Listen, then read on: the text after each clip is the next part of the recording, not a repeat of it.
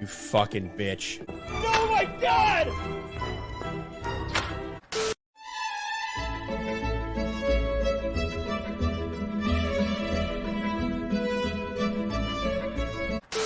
I think this one could be. Shake your booty. Hey! I said to shake your booty, not drive an earthquake. Earthquake? Oh my god.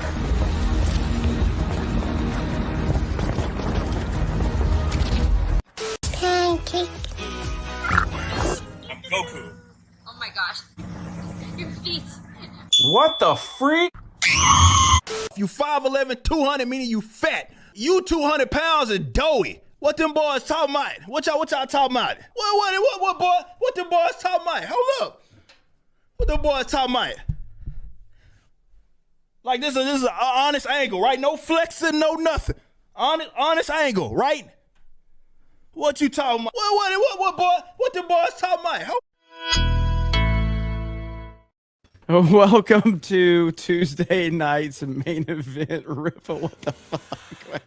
Ripple went full Texas right there. He was fucking done. Oh my God, man. So much has happened this week, but I'm sure we're going to talk about you white, you fat, you out of shape. You're not built for this level. Like, oh my God, man. It was so good. It was so good. But yes, it is Tuesday night's main event. I want to welcome in all of the Hogwarts Legacy players, all of you bigots, all of you anti-humanists out there, all of you horrible people. Welcome in. And yeah, I'm glad you all made the list on the website. I think everybody made the list, so it just crashed the website. So now the website no longer exists. So good job on that one, Wokies. But man. We got a lot to talk about tonight, and we have a Harry Potter expert here, Ryan. But then we decided we'd bring Blabs too. So, but True. Ryan, how are you? I'm good. I played Hogwarts Legacy at midnight last night. I specifically got it on the PlayStation 5 so I could play it 13 hours before all you fucking peasants. But I also have it on Steam, so I'm sure I'll be playing on my Meta PC as well. Because why not buy 2 copies of this game? But I really liked it. I also had 850 people in the chat at like 1 o'clock in the morning on RK Outpost Gaming, which most people don't even realize that's a channel because I never upload to it. So I'm ready to rock and roll and to play more Hogwarts Legacy. He didn't even count the amount of good black people to get attention on that channel like he did his live channel. Well, to be honest, if I would have, there'd been a lot of them in this game. Just saying. There's a suspicious amount of black people in a game set in the 1890s in London or in England. Just saying. Scotland. Somebody's got to clean Hogwarts. The UK. God damn it. Yeah, I have also played a little bit, and basically just the opening, part. I really like the atmosphere is incredible. Presentation's amazing. And I say this, I mean, we'll hear from Blabs and a few other people here as we kind of get the conversation going, but I can only imagine, like, as a Harry Potter fan, this just must be just crazy awesome to experience this world, this immersive. But anyway, there's a lot to talk about Hogwarts Legacy, but we are going to go to a very athletic, very in shape man, Eric July, fresh off of his roast session. How you doing, man? I'm doing good. Yeah, we've certainly had some interesting instances, I guess we can call them that, since that debate with that crack smoker. But yeah, all has been good. They made a whole hell of a lot of money on that stream. Did a little follow-up video, made some money on that one as well. But yeah, no, all is good. Now I'm back to work doing Riververse stuff. It was cool to do that for a couple of days, but I'm back to work, and yeah, man, good to be here yet again on another Tuesday night's main event. I can't believe you didn't denounce me, man. He tried so hard to get you to denounce me. I don't know why. He's like, are you friends with Jeremy? I was like, yeah, I'm cool with him. Like, what was that supposed to be? What I'm supposed to throw him under the bus? Like, what the fuck, man? These people are weird. It's so fucking weird. And you're like, how do I court bigots? He's like, well, you're friends with Jeremy Gregg. And it's like, oh my God. I was so happy to have my name brought up. These idiots have no idea, man. God. Like, people are tagging me. They're like, bro, Ripper's roasted this fool and he brought you up and we knew you'd love it. I'm like, you're damn right, I love it. Kidding me? Holy shit, man. Derangement. I gotta say, that dude's soy boy voice is so soy, I can't even imitate it. Okay, I can't even. Like, wow. It makes it rough when you like when you title your channel that, like, and so every time you say your own channel name, you go organized chaos. Like, come on, man. Fucking, please do something that doesn't make it as bad as it could possibly fucking be. It was just like the part where Rippa like just stops and goes, "Hey, are you on the spectrum? Are you on the spectrum?" I was dying. To be fair, I should have asked that earlier. For sure, I should have asked that earlier, but like before we got going. But I asked him, he said no. So I don't know. It was such an organic way of Rippa doing it because Rippa's rolling. He goes, "Are you autistic? Are you on the spectrum?" And the guy's like, "No." Goes, "Oh, okay." And then Rippa just kept going on. I'm like, holy shit, man. That was so beautifully done. Like, like there's a lot of autistic people on the internet. There's a lot of autistic people everywhere. This guy's just fucking retarded. Yeah, like, exactly. That's the reality. Exactly. Yeah, absolutely. But it just went from one extreme to another to try to get you from like the Florida bill to. I mean, it was just like, dear God. Yeah, he had like a list in front of him. All right, I'm gonna get him on this one. Nah, dude, right, I found out later that this guy is like, you can hear like the Discord like notifications going. Yeah, they're like, I'm sure his fucking butt buddy. I'm sure his freaking butt buddy, who also looks like a. Well, Gamer World, who also looks like they might boycott Hogwarts Legacy, right? But yeah, I'm sure they're like sitting there. They're probably messaging each other. They're probably doing everything. They've got to work together. The power of 10 retards combined, they think they could take down Eric July. You're gonna need more than that, I think. Well, I'm pretty sure. Like, wasn't there at some point with Amazing Fantasy, he was trying to accuse you of like getting? Yeah, that was so weird. That's what he was doing. He was getting them, and he was accusing you of it. It's like, why would you accuse Rippa of not knowing that comic, like or any comic for that matter? Yeah, like, that made no sense. But you know, it kind of let us in that he's getting lines and.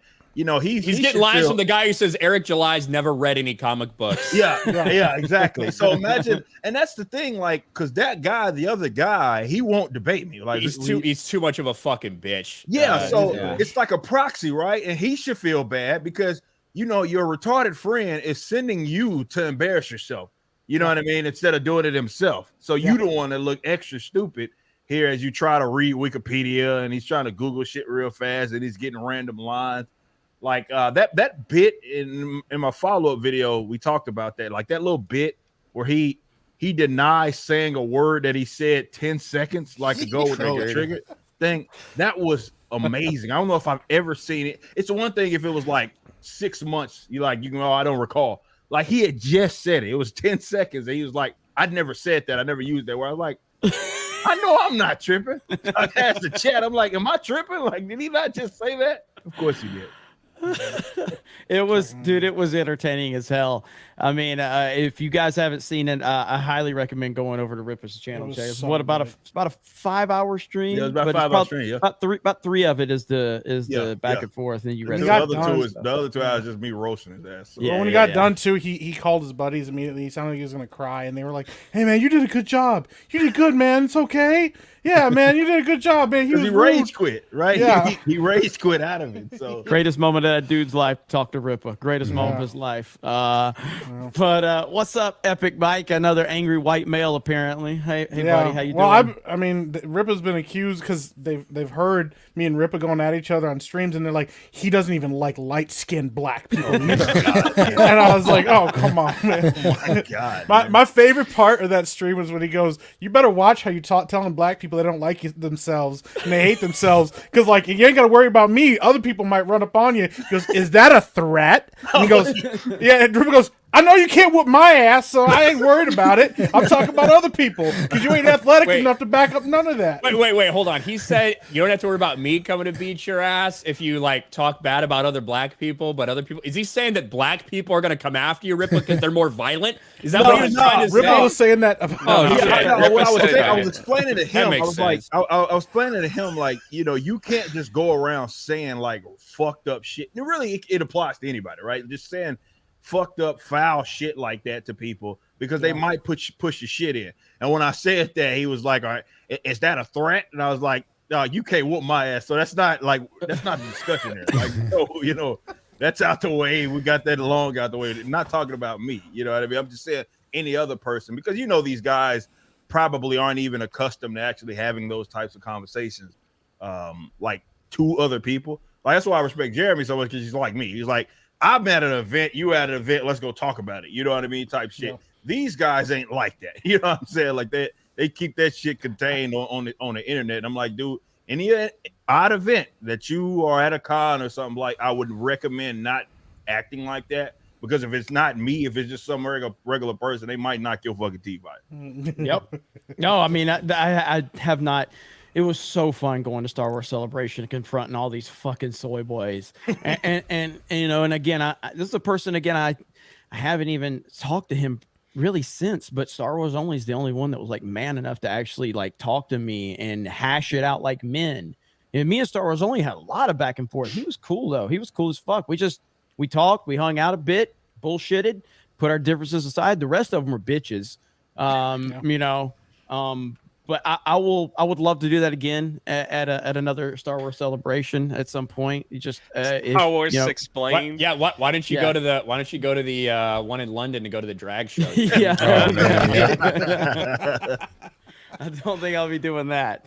But yeah, like Star Wars you can disguise yourself to get close to them so they can't run away from you. Star Wars Explained. He ran from me. But his you know, his more macho wife took you know, she like grabbed him by his hand and whooshed him away. So he was the damsel in distress. But anyway, it's so funny. Like not to bring all that, but he attacked Jeremy first in a video. Yep. When Jeremy was like at what, like 10K subs, like, and he thought he was like 20. Oh, my bad. He thought he was like all like, I'm the authority here. Jeremy's not. And then also Jeremy started gaining popularity and everything, and he's like, I'm gonna go talk to them at Star Wars Celebration, and he was like, I'm afraid for the toxic people that might show up at Star Wars. It's like his tune changed so quick, and then when he realized you were actually there. Yeah, he ran. I won't bring the other name into it, but let me just say, so Star Wars Explained, who went after me. That was my first ever like YouTube drama or whatever. I took the high road at first, and then he fucking pissed me off, and I fucking made a video that was the first ever time I got age restricted on YouTube because I dropped like 80 F-bombs. I didn't know if my channel was supposed to get deleted. Well, I had no idea. Like I said, I only had like 20,000 subs. So I dropped like 80 F-bombs, and that was where I said in the video, I was like, there will come a day where you will not be behind your subs or your keyboard. I will see you somewhere. I'm not threatening you. I'm just saying I will confront you. Yes. I will step up to you man to man. I will shake your hand, and I'll say, let's work it out. Yep. Let's talk about it. That's going to happen to you at some point in time if you continue to talk shit. And I got age restricted. And I was like, fuck. So then he had another YouTuber reach out to me because he wouldn't talk to me directly. So he had another YouTuber reach out to me, and I'm like, bro, here's my number. Tell this motherfucker to call me. He's like, I'm going to work on it. I'm like, the fuck is there to work on? Give him my number and tell him to call me. And he wouldn't call me. So then I tried to say, have him and his wife, let's just meet somewhere at Celebration and talk it out so we can put this behind us. Refused to do it. That is a pathetic loser. This person fired the first shot and would not talk to me. So anyway, we can get further into that. But like, we go to I made this point on my stream today. You know, like we could go to any of these events, and oftentimes all these problems that you would think, you know, if myself and Ryan, you know, like definitely that anime maturity, all of that toxicity that's in that building, you think, oh, if motherfuckers would be lining up to try to like at least hash it out with us. And you know, it's all love. You know, it's like the fact these guys say such disrespectful, all kinds of fucked up shit, and it's only contained on the internet. That's why they think when someone's like, hey, because I told him at the beginning of my stream, I told him, I was like, because he called me a piece of shit, right? And I was like, all right. I asked him, do you go to cons? He was like, I do it on occasion. I said, hey man, if I'm happen to be at one of those, we're gonna make sure we hash that part of it out. You know what I mean? And I continued on. But you know, like seriously, it's like, dude, if you fire the first shot, man, you can't like start hiding your hands, you know, behind your fucking back. Like that's what gets me about these guys, because what happens is they start being disrespectful, saying foul, egregious things, and then in the event that you fire back on them, they'll try to consider it harassment or something. And it's like, come on, man. Yep. Yeah, people know we're going to be at these things. People know weeks in advance exactly where and when we're going to be, and we have yet to have one interaction where any of these people came up to us and whether it was a polite way, like to go about it, whether it was a fucking obnoxious way, not a single one. Because at the end of the day, these people are massive fucking pussies. They will never do anything. The same thing we're talking about when it comes to like the Hogwarts Legacy stuff, all this shit we're going to get into, all of these people are flaccid. That's what they are. They're flaccid in real life. They will never do anything. Now, whether that's because all the fucking hormones that they're fucking on and their dick's gone soft, I don't fucking know. But like, they will never do a single thing. They are not relevant. They are not influential. They have no power unless it's the power that you give to them. Yep. That's right. That's right. Drunk 3PO. Hello, Jay. Hello. I want to thank Nerd Cookies who put this in the chat. She said Drunk 3PO was my first. I was kind of hoping you'd keep that a secret. But if you want to put that out there on the chat, that's fine. Wow. Hey. It is what it is. It is what it is. I've had a good week. I was not ready for that. What just happened? I signed all those Canadian Bears, man. I got that done. They're going back to be mailed out tomorrow. So it took like 4 hours to get done. And in the middle of, I got to say thank you to Rip, because in the middle of him fighting with everybody, I texted him. I was like, hey, can I ask you a book question? And first thing he called me back and he goes, Jay, I want you to win. What's your question? It was so awesome. Like, he talked me through, spent a lot of time on the phone. So it's been a really cool week so far. It's only been 2 days in, but it's been really cool. Yeah, man. And you had fun. And I tried, like, so Jay I wanted to join the stream where he was signing the Canadian Bears. I like texted him, I called him, I was texting everybody, and he just ignored me. This guy's like the worst liar I've ever seriously, seen, man. He doesn't even come close.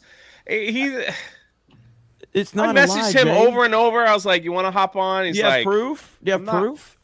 I have integrity. I will not share DMs. Yeah. So unlike other people who love to take screenshots of DMs and put it all over their social media. No. Or just talk about being your first in the chat. Yeah. That's true. Yeah, Elaine, thanks. That is true. My favorite screenshot of Jay I've seen this week was him signing his own ass. It was just like him, and he's looking at it, and he's just like signing ass cheek of a Canadian bear. Those plushies. Really, I think it took me 4 hours to get through all that. Yeah. Oh, that's done. Yeah, well. And I laid in them too. So when you get one, I've rolled around. They were all over my floor in my home. I rolled around in them and took pictures. Wow. So Elaine says, Jay better not share our DMs. Oh my gosh, you're really throwing it out there. Damn. All right. See, I get people in the chat. They're confirming it. See, it's true. Jeremy was in Jay's chat while he was signing the Bears. I was trying to get a link. Link. Jay would not send me a link. He would not send me a link. And it hurt my feelings, but I got over it. I got over it. So, yeah. I asked them like weeks in advance, and they're like, "Yeah, of course, Jay, I'll be there. I'll be there to support. You're doing all the work for us," and then show up. So I threw the link to Ryan on a hope and a prayer, but he was getting ready for his live stream. He couldn't make it. So. Yeah. All right. Rolo, the Puerto Rican pistolero. Hello. How's it going? We know what happens when we introduce Rolo. We are also praying for the people of Puerto Rico. We love Puerto Rico. What? Yo, what's up with Trump throwing some shade at DeSantis today? What was up with that? That was pretty spicy. That was spicy, man. I've been playing some Hogwarts Legacy. Started 2 characters because I got to do Slytherin is where it's at, but I got to play Gryffindor because I know Joe's going to play Slytherin, so I want to see if there's any differences. So I got 2 characters going already, and I'm going back and forth. So looking forward to playing that. Looking forward to Fortnite tomorrow night. Fortnite. Let's go. Hell yeah. Let's I think go. Geralt is out now, and they got some new stuff, so looking forward to that. Let's go. I'm happy. I'm happy about that. Speaking of Fortnite, Fear the Beardo. What's up, man? Nothing much. Ready to talk about these weird gatekeepers who think that they own Harry Potter. It's very bizarre, and it seems like there's a lot of that going around right now. These just weird people or groups of people who think that they can claim ownership over something, and then if their little minions or group of friends like go out and support something, then you're the bad guy. It's very bizarre, this whole gatekeeping and ownership that they're trying to claim over Harry Potter, and if you go play Harry Potter, then you're part of the problem. So I'm ready to get into it. You just can't let these weirdos like have any power. It's like, I mean, again, there was never a doubt like Ripa or anybody in our world, but like when Ripa's like, you have to answer for Jeremy, and he's like, "Fuck, are we talking about?" No, I'm not answering for anybody. Let's stay on point.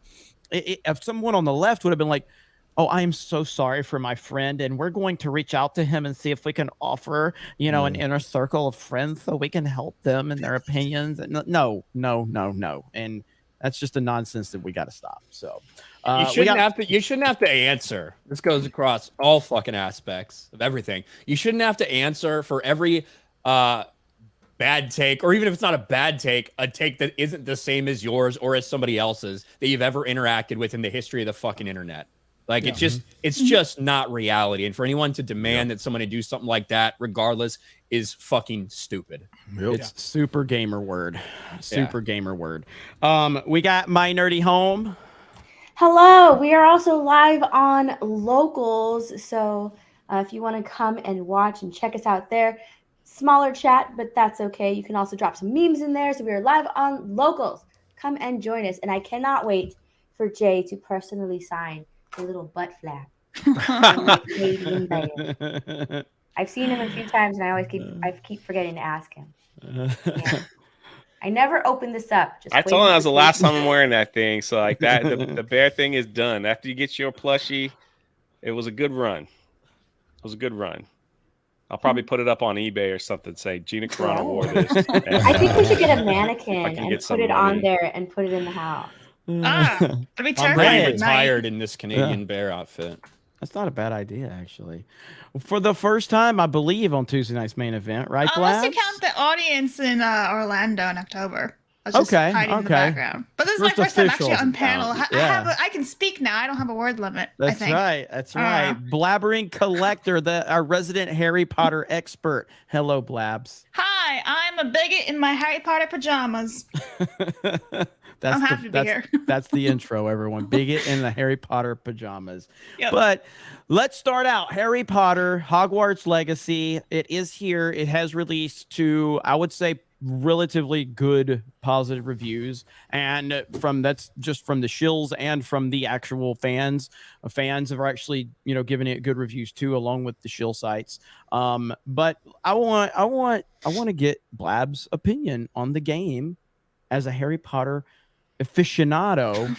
What do you think? So it's really early to decide yes or no if I really like it or not, because I'm only just beginning today. So I think at the end of it, I'll have a real thorough decision on if I like it or not. There's a lot of pros, there's a lot of cons. Ultimately, I'm enjoying it. I'm having fun. It looks a lot better than what I thought it was, because even Steph was with me when we did the showcases, and they were horrific. The graphics were terrible. The gameplay looked boring. They didn't even really show us like anything to go on about. And I was like, this is going to be terrible. And the plot, no, it's not a spoiler. You start off as a 5th year, even though it's your first year at Hogwarts. That to me didn't make sense. It never made sense to me for like the last 2 years when they first announced it. And I was like, and they still don't really explain why you're a 5th year in your first year. They don't really level it off. And maybe they will. By the end of the game, you'll know. So I'm hoping there's more answers. But the plot is okay for now. The combat's all right. We'll find out. I mean, like I said, I've only just started it today. But I'm having fun. The music is great. The graphics look perfect. I can't complain about the graphics, except for the face. And I've been playing on PC, and there's a little bit of a lag going on, like some glitches. People have been saying some hiccups. So I'm hoping there's a patch release for that too. Yeah, the presentation, like I said, is phenomenal. As a complete normie myself on this, on Harry Potter, I'm completely pulled into this. I'm completely interested to know more and to get to find more out about the story. Obviously, it's an iconic franchise, so there's a lot of symbolic stuff that relates to someone like me as a normie on it, and it's really, really good. But the bigger thing about this whole game, and we're going to get everybody's thoughts in a little while, is the reaction on social media. And I think we have to start this out with this clip from Ripa's favorite Twitch streamer, and that would be Hassan. I don't know how many of you have heard this yet, but this is fantastic. So Hassan is definitely one of the bigger left-wing streamers, maybe the biggest.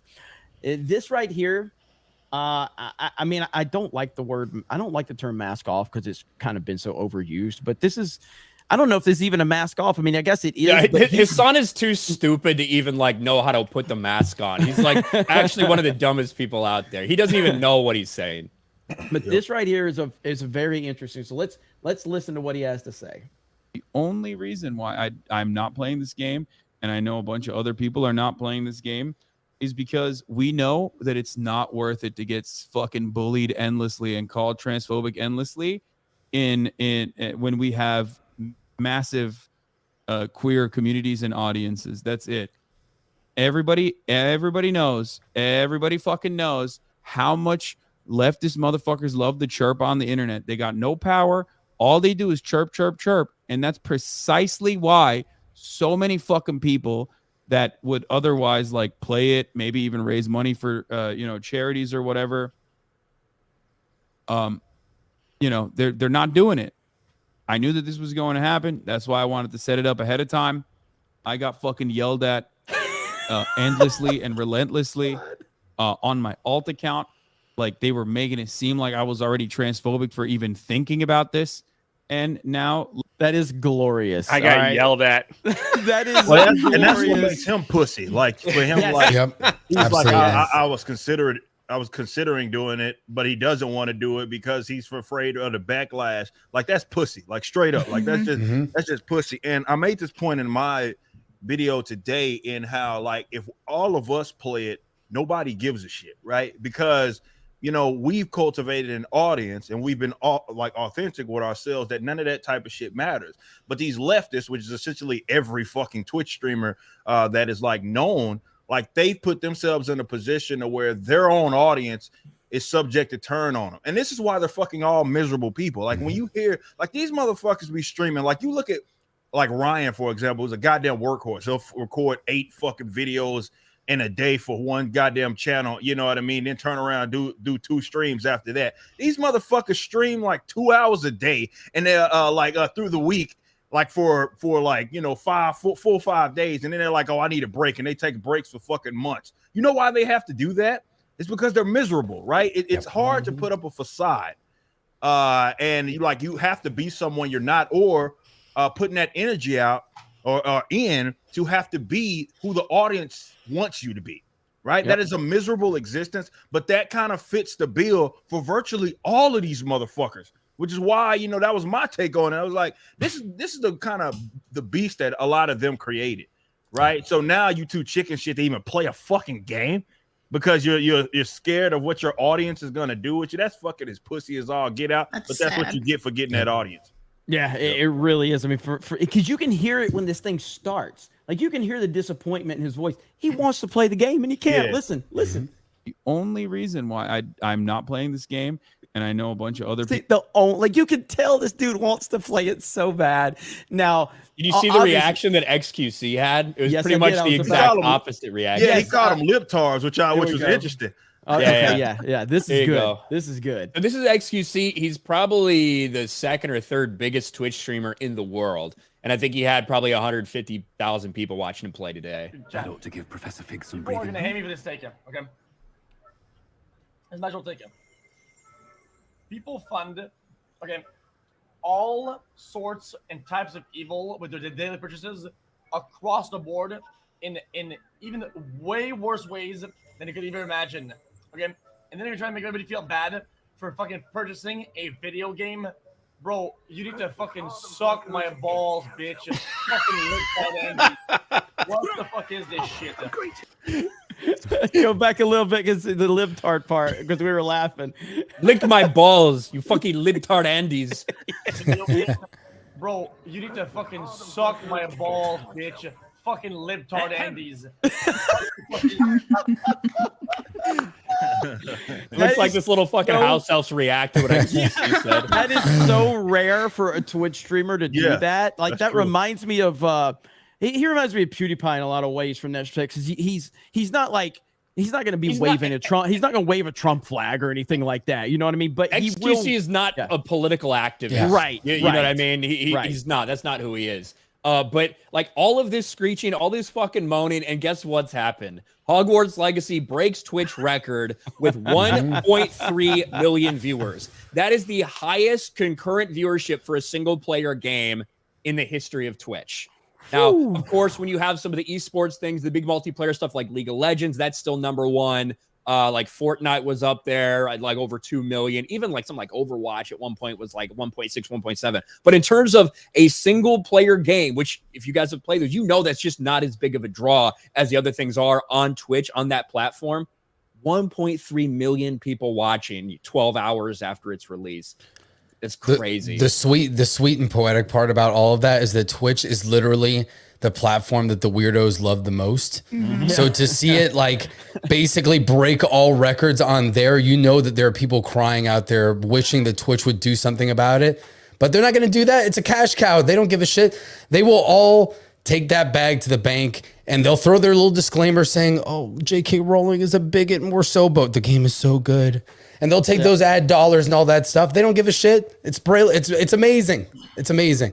I think there was, I think someone from Twitch actually like came out and said that they weren't going to allow some certain ads to be run for promoting the game. Maybe it wasn't someone from Twitch. Maybe it's a streamer themselves. The insanity has gone to the next level with this. Because this game, we should point out, this game is not anti-woke. No, it's okay? not. It's woke. Anti-woke. It's just it's a freaking normal game for this day and age. Like it's obviously in the fucking 1800s. I don't expect this many black people just walking around Hogwarts. All right, I'll point that out. Ryan counted the black people. There's a lot of them. There's a lot of Indians too. Yeah, I'm like, this is probably Scotland. Right, but and also of course they didn't broadcast it. They didn't fucking say from the rooftops, hey guys, we included a transgender character. Aren't you proud of us? No, but just one that just happens to be a random one in a bar somewhere. But that wasn't enough because their name was too masculine. So clearly it was a transphobic joke that was really hidden in this game. Ironically, the character's name is Serona Ryan. So Ryan, check your Twitter DM. I think I sent it while you were looking for it. Yeah, and not, so to that not. point, because I mean, I haven't played a Dead Space remake, but I think like it doesn't have like gender neutral bathrooms or some shit in it. Yeah, they added a or bunch of something little like stuff that. and like gender swap, race swap characters and stuff like that. And, So and they this- made like some of like the more busty, attractive women. They kind of like made them not as attractive, kind of like more normal, plain looking.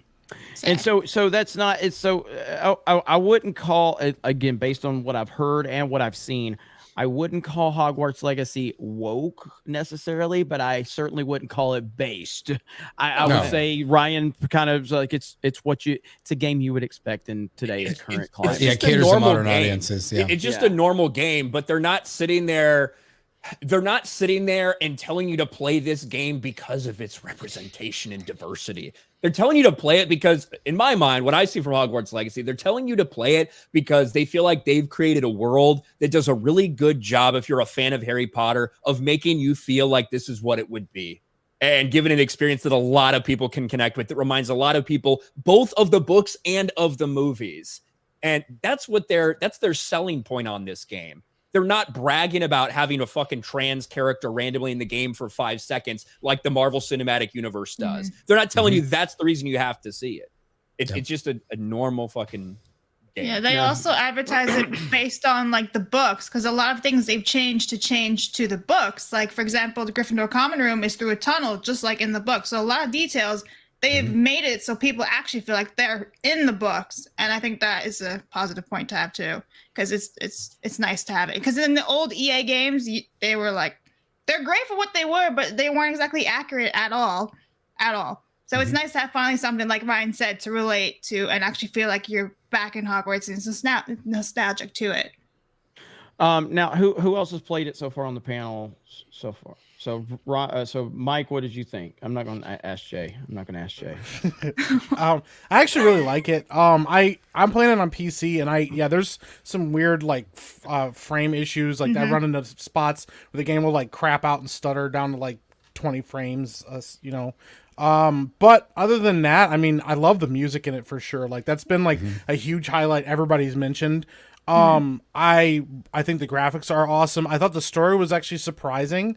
Like they kind of get rolling right away, and I was like, oh wow. And even like, because this is the thing I have a huge complaint about with a lot of games, is they start out in the fucking tutorial is basically somebody holding your hand and asking you to go like, you can't do anything until you press these 3 buttons. Did you press those 3 buttons? Okay, buddy. All right, let's go press those 3 buttons again. And it doesn't do that. I mean, there's a tutorial section, but they kind of do it in a really cool like story way. So it feels like there's like a pacing, and then you're moving through it, and you're like, cool, I'm figuring some things out. And based on what I've heard of people that have played the game later in the game, the combat and the magic can actually get pretty complex, which I think is really awesome, because I think that's the kind of stuff we need. I think, shying away from games that are easy and super, like just press one button to do everything is a good thing. So I've actually been really enjoying it. I'm looking forward to playing more of it. So, yeah, man, well said. Yeah. Go ahead, Jay. I downloaded the game, and I thought it was. I had a lot of people watching on Twitch, and we were having a good time. I was going through the tutorial, and then it gets to like the opening scene and I was like, I'm about to go to freaking Hogwarts. I can't wait. And then it's like, you still have 45 minutes or 20 minutes, whatever it was, to download the game. And I was like, why would they let me play this part if the rest of the game wasn't downloaded? So all these people just started laughing, and I'm like, why did I have to play the tutorial and then freaking wait? Like, it had this big meter, it wasn't moving. So then people in Twitch were like, go to the front page, see what's happening. There's a problem. Go to the front page, and there's like they're like, yeah, we stopped the download because you're playing the tutorial. I was like, what?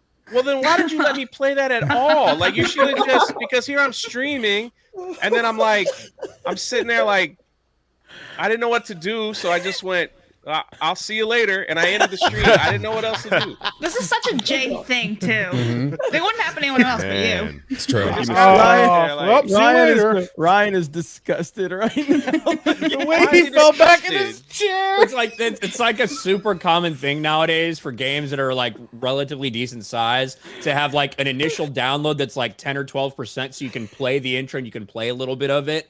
But then it takes a long time to like get the rest of it. But yeah, I mean, I pre-downloaded mine, and I got to start right at midnight. I didn't watch that stream, Jay. Performance issues for me were non-existent. Like PlayStation 5. I'm gonna delete it right now before. I'm sorry, Ryan. Before someone freaking makes clips. Like I don't know exactly what. No, it's I don't know exactly what PC rigs you guys are using for Mike and Blabs, but I haven't played it on a PC yet. I will on my Meta PC. I doubt I'll have really any issues, but in terms of PS5, no fucking issues at all. PS5, one little like maybe when I stood up from my bed, there was a little bit of a weird stutter for a second. That was like it in a 3-hour stream. So no issues there, which is that's really the craziest part, right? It is now shocking when you get a game at launch that's not just fucking unplayable. Yeah. And the fact that they pushed this game back, and I'm sorry for you last gen losers, PlayStation 4, Xbox One people out there, that it's not coming out till April or May, but they wanted to get it right. And it's taken a long time to get it right for them with no performance issues on those. So they didn't want to launch a broken game like CD Projekt Red did. Yep. So they did it this way, and I think it's good. Yeah, I can say on Series X it runs well. I also go back and forth on Series S. Series S is not as smooth. It does have 2 modes, just like the larger console. So you've got like a performance mode and a quality mode. Performance mode gives you 60 frames per second. On the X, it seems to hold pretty like flawlessly. On the S, it feels like it drops down to like 40 sometimes when things get heated up, but it's still pretty good. Ryan, we have a question in the chat. Ryan, there you go, Ryan. It really just depends on what you want. Revenge of the Netherrealm, it can range anywhere from $1,200, $1,300 to, I mean, if you want to build the biggest behemoth you can, over $3,000, it just depends. But go ahead and check out metapcs.com. You can build your own and see what it would be if you want. Boom. Yeah, and use the code RK Outpost for a discount. RK Outpost, no space. All right, go ahead, Mike. I was just gonna say the other thing is I know that what I've heard is that they have a patch ready for PC that they're getting ready to launch, and because some people complained about it. I mean, PC launches are always a little bit more buggy than console launches. That's console just how it master goes. Race. I mean, console master well, race. that's not a thing. But I mean, because we also, part of it is, you have like DLSS and stuff like that. I mean, running with it like in performance mode, like, I mean, I was really good. I mean, I don't have like a crazy powerful system, but I have a pretty decent rig, and it didn't. I mean, I had the graphics. I was testing them. I kept turning the graphics up higher and higher, and it was running and it was rocking it. So I mean, I'm actually pretty impressed. But I agree with Ryan 100%. I think they need to stop catering to old gen consoles anyways. Yeah. I used to not be like that, but I mean, you can see the difference, and this is not going to run well on a pre-gen console. It's going to look like shit, and they're going to have to cut a bunch of stuff on it to make it look like it. It's well, okay and the to run. and the loading times too, because you have to imagine the level of detail that they have in Hogwarts. Like already in certain circumstances on next gen consoles, when you open a door that goes to a large exterior area, it takes like a second to open that door, and it's loading. So can you imagine like on a PS4 or an Xbox One, it takes like 10 seconds to open a door? It would suck. So I mean, those are already the limitations that you're going to run into since the newer consoles have NVMe drives instead of regular hard drives. So. I see in the chat, when I made my console, and I see all the PR department people and the bots. Okay, you PR agents, because anybody disagreeing with me is automatically a PR agent. I just want to acknowledge that really quick. We understand that an agency hired you. That's a lot of sarcasm for those of you that aren't caught up with the drama going on YouTube. But it is console master race. It just is. I mean, that's not a thing. I can play Super Mario World on my Super Nintendo uninterrupted. Can you do that on your PC? Yes. I know. That's what I was saying. I could literally play that and watch porn at the same time with both my monitors. He's multitasking. Yeah. I am multitasking. Yeah. Not right now, but, I was wondering how you were gonna... I was going to be like, damn, how am I going to get out of this? I will just walk it off. I will say the current gen consoles are awesome because until games incorporate a lot of the features like fast loading from NVMEs and stuff like that, the consoles, when it comes to loading in most games, is superior right now, because it's on a console, it's down, like every developer has to cater to the features of that console. On PC, they can say, well, fuck it, we're not going to do fast NVMe loading and things like that until later on, or we're not going to put DLSS here. So in a way, these current gen consoles are good. I've got a PC too. I prefer to play on console most of the time anyway. So, because usually it works now. Unfortunately, the developers cater to console more now than PC, for better or for worse.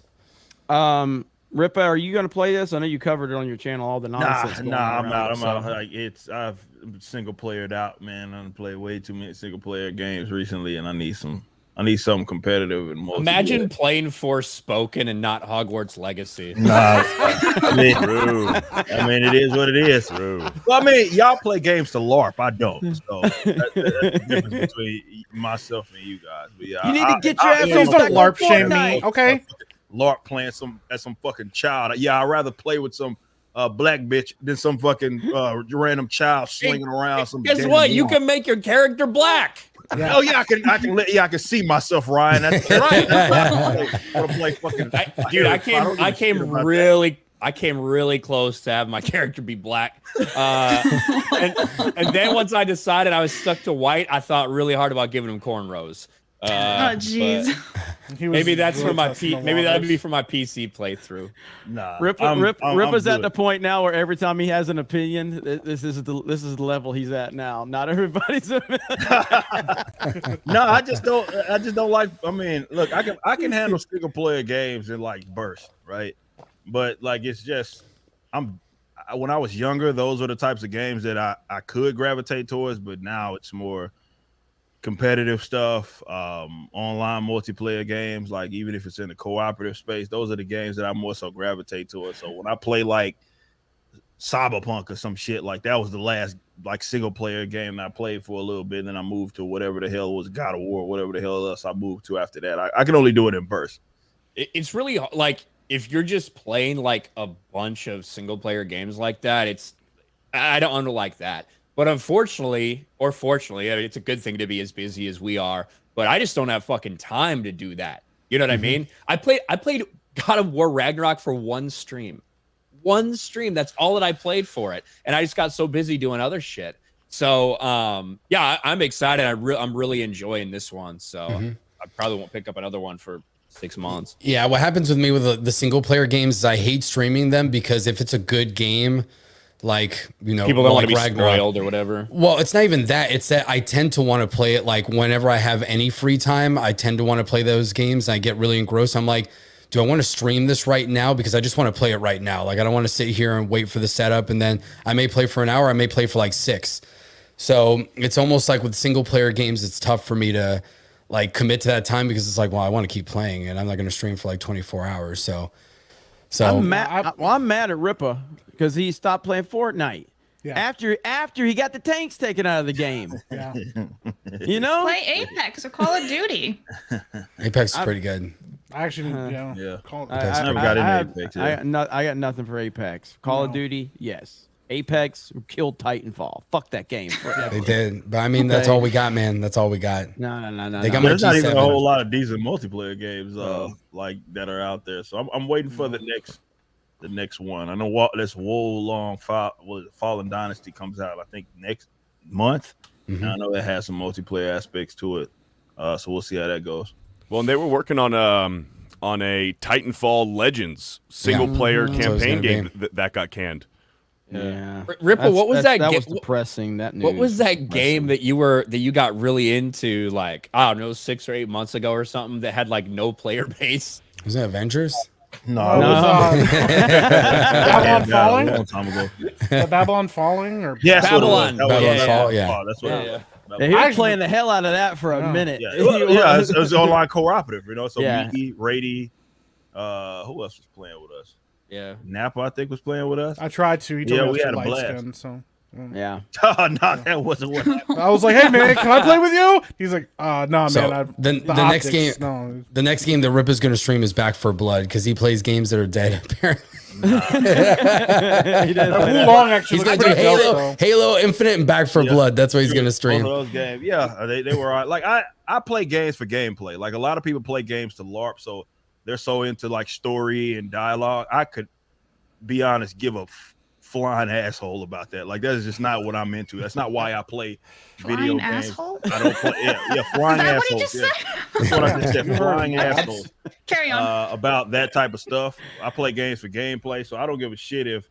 Oh man, I can't stand the dialogue. Like that's just kind of gay to me anyway. So I'm not interested in all of that sort of stuff. I'd much rather just fucking play the game. So if the game has peak gameplay, I don't care who's playing it. I don't care if it has bad reviews because people don't like I don't care about that. If you give me good gameplay, that's 99% of my experience. So give me that. I'd much rather play that. But even with that, we're not getting a whole lot of with single player games. I mean, I know Elden Ring has some online elements, but that was like that's how, like, for example, with Elden Ring, I prefer to play games like that because the story is more so woven within the actual gameplay per se. You can play that game, have no fucking idea what's going on, and it won't matter. Like, it won't hinder your experience or anything like that. I gravitate more towards like that type of shit. I'll skip cutscenes. I don't really give a shit about that. You like Ghost of Tsushima, right? Yeah. That was a good one. I like You should Legends, rip the little multiplayer joint. That I gotta get Rip to try out You got to try out Naraka Blade Point. That's a good one that not a lot of people are talking about. That's what I've been played a little bit. It's like all martial arts based, but it's like a battle royale style. But it's like the weapons, like it has ranged weapons, but it's like all martial arts combat and like melee combat. Basically. Oh yeah, like katanas and all kinds of shit like that. And yeah, it's actually pretty dope. And they have like the different characters. They have different abilities. That shit gets really competitive, especially when the Chinese people get online and start playing it, and you start losing. You look at you like, I don't know what that name is because it's all characters, and then they just destroy you and walk away. You're like, man, fuck that guy. And I agree with Ripa. There's the reason I love Titanfall so much. I'm shocked Ripa didn't get into Titanfall. It is the gameplay. The gameplay is the best gameplay of any first-person shooter ever. The mechanics are unmatched. And I would argue that the first game had some of the best multiplayer maps ever made. The first one, the DLC maps were amazing. Yes. So. And so the mechanics of that game, if we don't get a Titanfall 3, hopefully we get something with that type of gameplay mechanic that's intertwined into whatever the next FPS game they do or whatever. But that's what set Titanfall apart from everything was the gameplay mechanics. Nothing comes close. I've been hoping that they were going to drop like a wall running mode in Apex, and even if it's its own separate mode, I think that would be awesome. Like, okay, in this mode you can wall run, and it's basically like Titanfall multiplayer. And Jackass in the chat said Ripper likes simple button map. It's precisely the opposite of the type of games I play. I hate that a lot of games now they've moved away from like combat, like combo mechanics. Those have been almost completely fucking removed. I know y'all can hear my email shit going off. Being completely fucking removed from games. I hate that.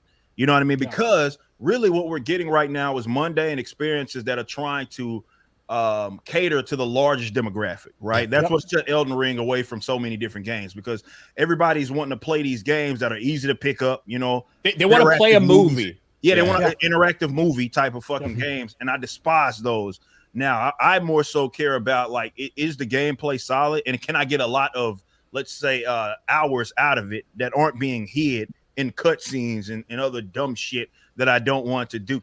I don't want to play that type of stuff. Like, so I more so gravitate towards games where there at least some bit of complexity, you know what I mean, in their combat systems and stuff like that. That's been one of my criticisms still of, like, I was one of the, you know, I did don't get me wrong, I love the Elden Ring, but I criticized it because it still was rehashing some of the same shit in terms of what it did with all the Souls games. From Software did with all Souls games. It's like basically I can push fucking one button and I can get through it. You know what I mean? It's fairly easy in that regards. I don't like that, and I wish more games. Yeah, you're gonna have a higher kind of floor or barrier of entry, I guess is more accurately putting it. But I don't see anything wrong with that. I've never understood why developers now think that every game needs to be made to be able to have every type of gamer included in it. I think that's actually making the experience so much mundane these days.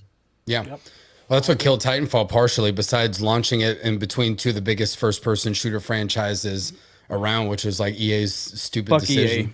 Yeah, they just sent it out to die, basically. But besides that, I'm convinced that people will play the game. They're like, I can't play this game. I can't run on walls and like shoot people.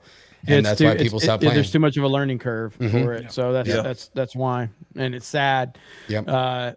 It's sad because I will never stop praising that game. It's just the greatness of that game, and the mechanics is second to none. It boggles my mind that it failed. But again, to Rolo's point, that normies pick it up and they're like, oh, it's too hard. I just want my Call of Duty.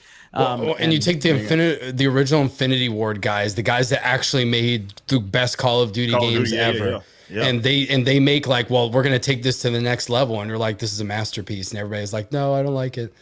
It's like, man, fuck you. Yep. That's the part. That's I guess the positive thing about. I guess a positive and negative, right? It's a case like, hey, all of this money is now floating in games because more people are now playing games that were previously not, let's say, gamers per se. But in the same respects, you have them trying to make games to cater to these audiences of that really, I mean, they don't actually play them, let's say. And I think they think like, hey, if we can get that's going to make them the most money, is catering to the largest demographic. And I guess maybe, initially. But as far as like being able to carry a game, and you need like an actual fan base of people that want to play it, not like a plan to LARP, but want to actually sit down and play the game, which is why it to me focus on on a particular and specific like experience that you want to give them, instead of trying to say, hey, everybody and their mama can fucking play the game. I think that's what's ruining gaming, in my honest opinion. I agree. Yep, well said. Okay, so any other final thoughts on Hogwarts Legacy? Like, I know we got Blabs here. So Blabs, do you think that this, and this is a panel question, but here's how I'll frame this. You had the more recent Harry Potter films that were, what were they called? Fantastic Beasts. Yeah, Fantastic Beasts that really didn't do well at all, I don't think, from a box office standpoint. No, they didn't do well. This shows first that one probably the first one was good. okay. Yeah, the first one did okay, money-wise.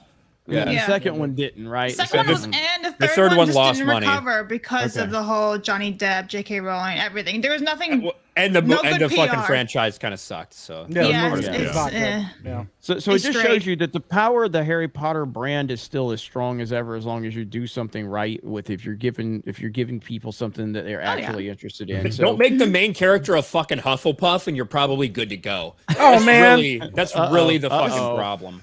I don't. It's not Newt's fault.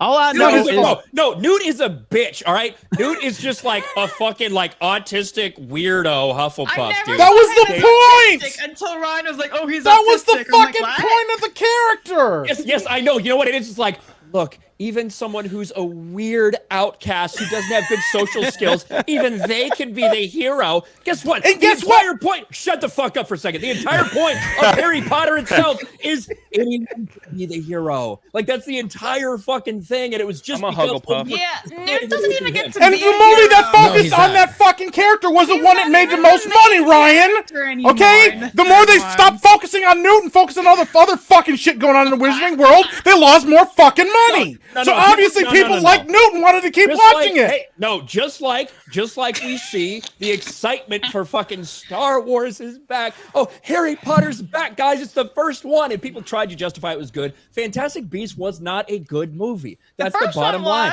No, it wasn't. And Newt is a little, I can't say words like that, but Newt is a dog shit fucking main character. He's entirely created to make fucking outcast weirdos feel embraced and that you can do anything. Like that's the point of this character. And that doesn't resonate very well long term, as we've seen. The Fantastic Beasts series is the other two movies. The biggest criticism was they didn't focus enough on Newt.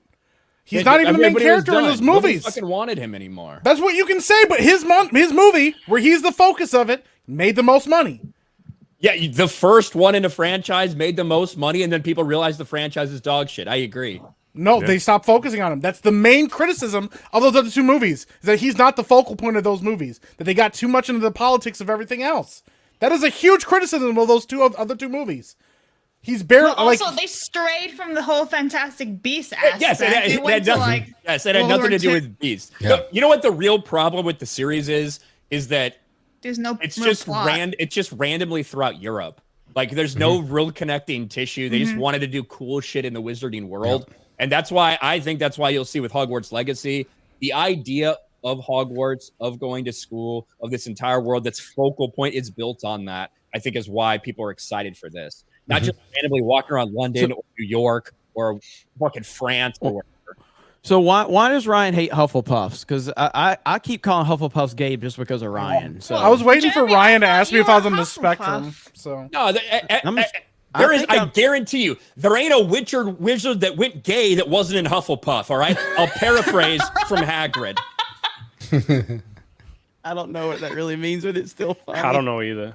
I just took the test. Listen, on how it's here's what I know. I really upset Slytherin people because I made a joke because me and Steph and some of the Geeks and Gamers peeps was at Universal. I saw a really cool Slytherin hoodie and had a snake on it. So I made a really kind of normie generic thing. Joe bought it and he was like, damn, that looks good. It was cool. And Slytherin people lost their fucking mind over this tweet. And I'm like, what did I do? I think I'm Gryffindor. I'm not sure. I can't remember if I took the Harry Potter test or whatever. Probably Gryffindor. I think I'm Gryffindor, but I'm not sure. Basic But ass Slytherin. I could have sworn you said you were a Hufflepuff like last year, and I was like, that's fine. No, I would Listen, never say Gryffindor that. isn't- Mainly because of that's- Ryan's anti-Hufflepuff stance. I would never say I was. Everybody that Are gets you to be in scared of Slytherin Ryan, thinks they're Jeremy? awesome. You're scared of Ryan? That's pretty pathetic. No, I'm scared Bro. of being the same thing as you, Jay. No, No, Bro, no, that's not what you Slytherin's said. dungeon is You way said, cooler I than don't want to Gryffindor's do tower it in the game. because It's of way cooler. Ryan. And that's fine. Ryan, I don't even know He's what all got that more crap substance, means. dude. I don't know He's got about more dragons and Nerwal or this guy is autistic. I don't watch the film. I don't know Narwhal. I don't anything know about about that. downloading video games before I play them. I don't know about any of this stuff. But Jeremy's just like, yeah, I don't want Ryan to say anything about me, so I don't want to be a Hufflepuff. Damn. I'm Good job, an Ryan. Ahsoka Tano. I'm an Ahsoka Tano fan, Ryan so has clearly put I the don't guy. care. Ryan has put the guy who would go after anyone on Twitter, who would smack people down over and over. Ryan has put that guy to shame and fear. And it's really sad to see what has happened to Geeks and Gamers. Really has. He's peer pressure. Congratulations, Ryan. I Jay- applaud you for that. Jay You were is the getting- first person. You were the first person to ever do that to Jeremy. Jay is trying so hard to get me worked up, so I'll go roast people again. Yeah. That was the glory days, man. You can feel you can see the vein in Jeremy's neck slowly rising. Listen, man, all my friends would wake up. This is like 2019. We'd go on Twitter and just see what Jeremy was saying to people. Like, that's just what we did. It was awesome. We did like live streams in front of 2 people. And we would just talk about what Jeremy said on Twitter. These people. And Jeremy had the profile. I don't even know if Ryan ever saw this. He had a profile picture with his hat off. And he was like in his car in like a business polo. And like he was just ripping people. He was just ripping people to shreds, man, on Twitter. It was great. I keep it more kind of generic or general instead of, because this is what I say now. I said this today to everyone upset about other people playing Hogwarts Legacy. I hear you, I see you, and I want you all to know that I don't give a single fuck. So that's kind of my take now. Instead of just responding to individual people, I just kind of make it general. So, but yeah, so does this, as a Harry Potter fan, Blabs, does this give you confidence moving forward that they will get back to basics on the movies, or are they going to still focus on these Fantastic Beasts movies? You know, there was an interview with Eddie Redmayne, who plays Newt Scamander, about a month ago, and he said there was nothing in the works for the fourth they're done one. with that franchise. So they're either gonna give it a couple of years, see if the people want it, still figure out what they're going to do with that story, because it's honestly a huge mess. It's just all over the place. And as a fan, I'm admitting it. It's a mess. It totally derailed from what the first one was. I think J.K. Rowling did a lot of reworks on the script, and even in the third one, she had help. She got in the script writer for the Harry Potter films to come and help her because it was just a mess. So I'm hoping they have to like bring it all back. And this kind of seems like it's a positive game. I'm very critical on it because after a decade of waiting, it's going to be freaking good for me, or else I'm going to be pissed off. Like already, I was kind of nitpicking some stuff, like the Victorian era Hogwarts castle area makes no sense, especially if it's a medieval castle and you see it as a medieval castle in the 2 franchise films. Why is it medieval, Victorian, medieval again? It doesn't really make any sense, logistically speaking. So I'm really picky, but I'm still having fun with it. And I still think there's a huge, huge future for the Wizarding World. I mean, we're expanding. What? Universal Studios expanding Harry Potter, isn't it, Rolo? Yeah. I'm glad you brought that up, Blabs, Epic because Universe. these same people that are crying about us buying the game, how come they never had a protest? I ain't seen protest. Yeah. At Universal Studios, it makes J.K. Rollins more money than this video game. Yep. And they could just protest the park. But besides, I would love that because the freaking Harry Potter park is freaking crowded as all get out. The lines are super long, so they need to go out and do their duty and not go to the park and So Jay stand has out in shorter front of there and lines. tell people not to go. That's what they need to do. Well, I mean, that tells you that they're all internet tough guys. They won't actually go to a physical place and go out and protest or do anything like that. All I know, Hey, Rolo, hold on. They're not tough guys. Please don't use that's gendered true. language. Oh, that's true. That's true. They are Tough they, days. them. These tough days don't want to go out to a park. All I know is that when it's 90 freaking degrees at Universal, there's like 10,000 freaking people in robes, and they don't give a shit about any of this stuff. They still go and they still love this stuff, and it's not going to change. It doesn't matter what all these weirdos say on the internet. Nobody gives a shit. 1.3 million people on Twitch. The park is full every day. Hagrid's, I've never seen that roller coaster with a line less than 2 hours, even if it's a Tuesday in January. So that's all the proof that you need that this shit is more popular and culturally significant than they'll ever be. Yeah, and the weirdos on the internet don't count at all. They're fucking weird. Like I'm the first to admit it. The Harry Potter fandom Like they do the weirdest shit that I'm like, yeah, I'm staying far away from you. I don't associate with you. I don't watch any YouTubers really, like nothing. Like Rolo's right, man. The dead of July, they're wearing those Yeah, Harry man. Potter robes, and it's like we look at them and go, even the "What?" fats put those things. Everybody, man. There's nothing more dangerous. They'll pay an extra $40 to have enough fabric wrapped around them to build a fucking hot air balloon. They're gonna put it on anyway. They got 3 wands. They got every robe. They don't care. They're out there. It's 100 degrees. They'll wait in line 3 hours. They don't care, man. They're dedicated. So that's why it smells like gravy around July in the Harry Potter. They are cooking in that robe. Can we get a Geeks and Gamers shirt with the quotes? Even the fats, even the fats, even the fats love go to Universal. Now, one other thing I wanted to talk about while we're on this topic was, you know, we had a way to track all the bigots, ladies and gentlemen. We had a way to track all those bigots. But unfortunately, the anti-Hogwarts Legacy site tracker for Twitch streamers playing the game has closed down. Man, how am I supposed to get more views to my channel now? I know. I was really looking forward to being featured on this website. This was such a ridiculous idea. And the backlash probably was pretty big. And obviously they were looking for some type of clout and attention, and they get that clout and attention, and then they play the fake victim. Because as soon as is that tweet still up, by the way? From that person? Yeah, because like that person was getting destroyed. Yeah, he locked his thread. He's like, I'm gonna lock this now. Yeah. Did I send you the wrong one, Ryan? No, that's what I posted when I saw a Ripper stream. I was like, I'm watching a Ripper stream. That's a favorite in the gun community, man. I've got it right here. Yeah. Okay. What up, Ben Shapiro? So, introducing have they streamed that wizardgame.com. Find out if anyone you follow on Twitch has streamed that new wizard game. Obviously got fucking destroyed, limited the comments, but 7,200 quote tweets, only 4,000 likes. What that tells me is that this person, the person who created it, stopped it, probably because they were getting so much backlash. He's a web developer.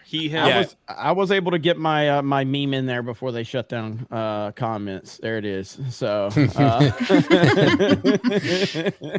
I was pretty happy about that one. Pretty good. So I was as soon as that meme dropped, that's like shortly after, because I think like Master of the TDS had already ratioed the hell out of that tweet, and so I dropped that one, and then they finally shut down replies. But yeah, I mean, this thing has been wild. I mean, you had IGN that gave a positive review of the game. They gave it a 9 out of 10, and then they decided to apologize to the audience for giving it a 9 out of 10 and even reviewing it in the first place, because they were talking about there's a bigger discussion to be had beyond the game, and that's JK's comments about transgenders and all this. And it's just so ridiculous, man. It's so pathetic that you have people that feel like they have to explain their reasoning for giving a positive review to a very good video game. But this is where we're at. And that IGN journal, the guy who reviewed it, he was on a podcast about a week ago, and he kind of let it slip that nobody at IGN wanted to review it because they were all really scared. Like they were scared of the backlash. Do we know where that clip? I don't know if I can find it. That's but yeah, that was talked about. Yeah, that is. How's it go? Show me who you can't make fun of, and I'll show you who's in charge. That's how it goes. That's like Hassan. I got yelled at, so I'm not gonna play the game. But that's the thing; those people aren't in charge. Yeah, I know. But they act like they're in charge. Yeah. That's how it is. Like you can't make fun of them, so you've given them all the power, so they're in charge of your life at that point. So they control everything. And you just see it with like them calling it that wizard game. That's kind of like what I was saying earlier. Like they're claiming ownership over Harry Potter. It's so fucking weird. The game that shall not be named. Yeah. That's what they're doing.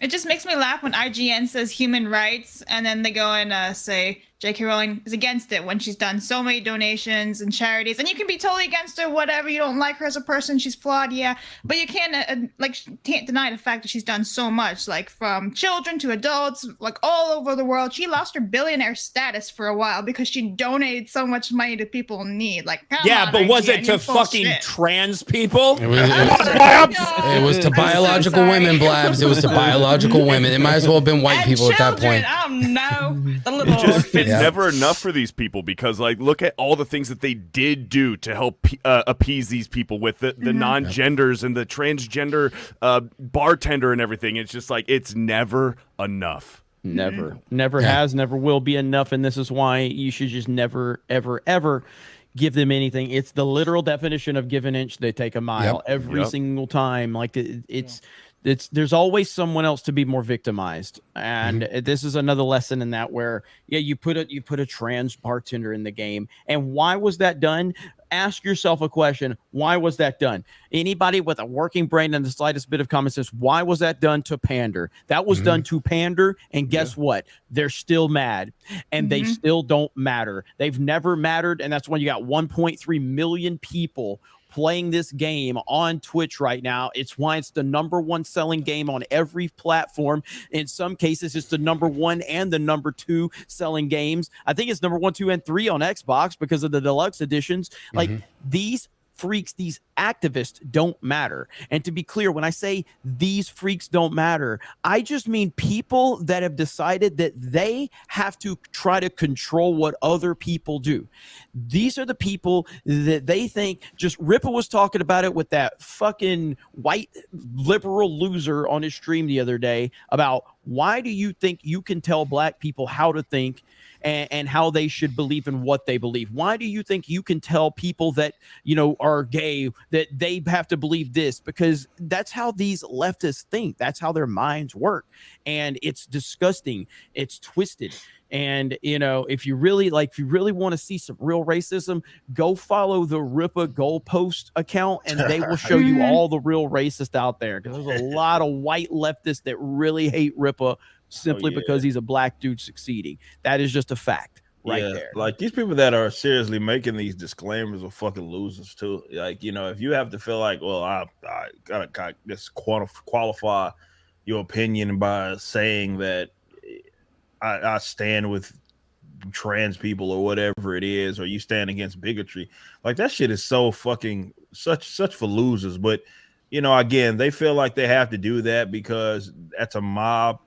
A lot of them have cultivated for their own audience, and they're afraid that they're going to turn on them for something this stupid. And like I said, like on a serious tip, how do you trust someone's opinion that operates like that anyway? You know what I mean? Because they can't even be completely honest with themselves. How can they be honest with other people when it comes to their positions on, be it anything? It doesn't matter, any form of media, anything that they're criticizing, when it's basically, it's like, hey, I'm only going to do something if it confirms, affirms, or goes against, you know what I mean, a specific subject matter.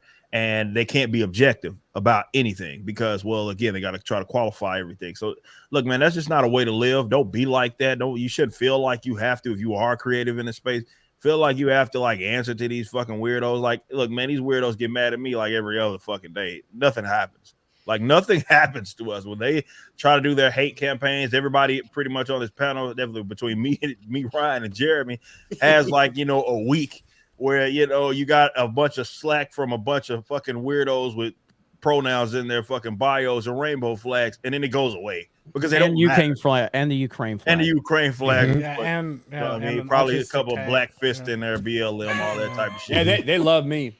Well, it's the thing is, I talk about this whenever I talk to people, whether it's like small creators or people that are like, you know, just watching, and they're like, man, does the negativity ever get to you? Like when you get backlash, whether it's a Batman review, whether it's my Cyberpunk video that I did when I was fucking right early. It's like, how do you deal with that type of shit when something blows up and a lot of people are talking about it? It's like at the end of the day, our content is not going to be liked by everybody. That's the reality of the situation. There's going to be people out there that I'm simply never going to appeal to ever. Yeah. Because I don't ideologically agree with them. They can't watch someone who doesn't ideologically agree with them. I'm too crass. I'm too bright. Like whatever it may be. Like those people are never going to fucking watch you. So if those are the people that are upset, if those are the people that are coming after you, it doesn't matter. They were never going to be in your audience because they were never going to be able to handle any take you actually had. So that's why when we go through these things, when we get these things, sometimes this level of criticism might blow up on social media. It doesn't even matter. I only gained subscribers off my Batman review. Like, it did not hurt me because at the end of the day, the people that were bitching and moaning were never going to be viewers anyway.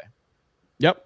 Yeah, I mean, it's an easy, like, go ahead, Rolo, you had something. Well, I was like, these people are just, it's a religious cult at this point, because I saw in one of the comments, I think one of the channels that this girl and her boyfriend streamed, I think they made her cry because the mob went after her on Twitch, and they were giving money to like a trans like organization too. Yeah, Trevor. And one of the comments that I saw was like, this ain't the Catholic Church. You can't pay your way out of your sins. I was like, damn, these people are, they're insane, man. Yeah, never happy. It's worse than a cult. See, so it's worse than like religious organizations and like zealots, but that's what it is. People, they don't have anything to aspire to anymore. So this is the new religion. They need some meaning in their lives. So they go on Twitter and they try to find some purpose with a bunch of other weirdos. And no, that's such a good point. But you know, like I talk about all the time, how these guys like, activism is like the thing that people that are fucking losers, have no individual accomplishments, what they gravitate towards. And this is why it's always going to be perpetual, and it will never stop. If you wonder why they lead with that stuff, whether it be with, again, the pronouns of them being an ally of some sort, Black Lives Matter, all that sort of stuff, because that is really the only thing giving them a sense of purpose, because they have no individual accomplishments. So that's why, despite us, we should be living in a world where it's far more progressive than had it been, let's say, in the 50s and 60s, America, right? There's people are obviously allowed to more freely do things, but it seems like since particularly the 90s, we've went the opposite way, despite people having more liberty to be able to do what it is that they want. The reason being is because it's the sheer first world problems, man. These people have no accomplishments. They are losers in the sense that there's nothing that they haven't got any sort of meaning or purpose, whether it be through their children or legacy that they're trying to leave. They have none of that. So all they really have is activism. It's the easiest thing to do. You don't have to really do anything special, just to sit up there and pretend to be angry and aggravated and mad at some sort of injustice being done. Often the people that aren't even of your ilk, right? Like it's like the guy who's being mad on behalf of like that I argued with the other day, being mad on behalf of black people, as he's arguing with a dark-skinned black fucking man. Like I got hot to shit. You know what I mean? Like he's sitting there trying to talk about me being bigoted against myself. You know what I mean? Like none of that makes sense. It's so dumb. It's so dumb. Break it down like that. It makes no fucking sense that this. Okay, boy, I'm having he's like, tell him. It's that whole weird white savior complex. Yeah, that's exactly what it is. Yeah. See, Eggman's got his hype, man. You got your dog. He was just saying, talk to him, Ripper. Tell him, Ripper. Tell him. Activism is the occupation for fucking losers. That's what it is. Yep. Yes. Yeah. That's all they've got. That's a very well way to put it, because and that's why, like Ripper said, it's never going to die, because you're always going to have lazy people. You're always going to have lazy people that trying to capitalize from being just that lazy, because hardworking people with ambition, people with drive, that's the worst thing you can be to an activist, because it makes them look bad because they don't have that drive.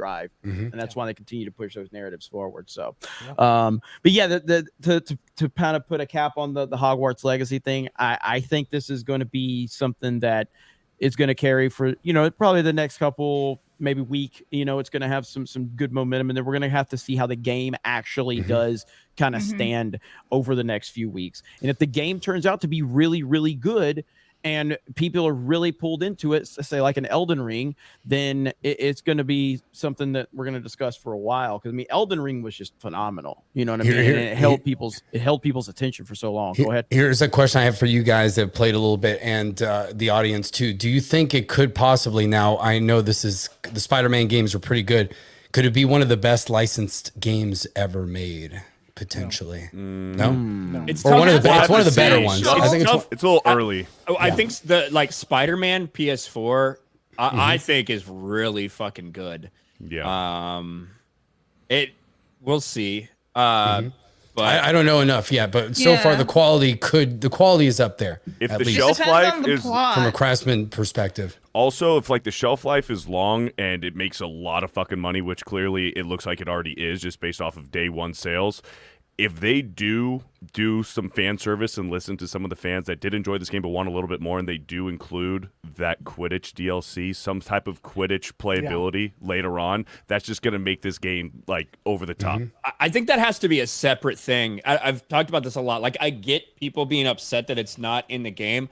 I think if they had just added it in as part of the game and didn't take like a fucking year dedicated just to develop that with the mechanics, with everything that would be involved in it, people be like, well, this is just a dumb fucking cheap version. Like, this is what I thought it would be like. So you have to put a lot of time and energy and effort into doing that the right way. I think it would work as a paid DLC. There's no microtransactions in this game. Now there are like certain things like the multiplayer, like duels are behind a paywall. But it's not, they're not sitting there trying to fucking nickel and dime you with, you know, hey, buy these cool glasses, buy this cool owl skin. They ain't doing that shit, at least as far as I can tell.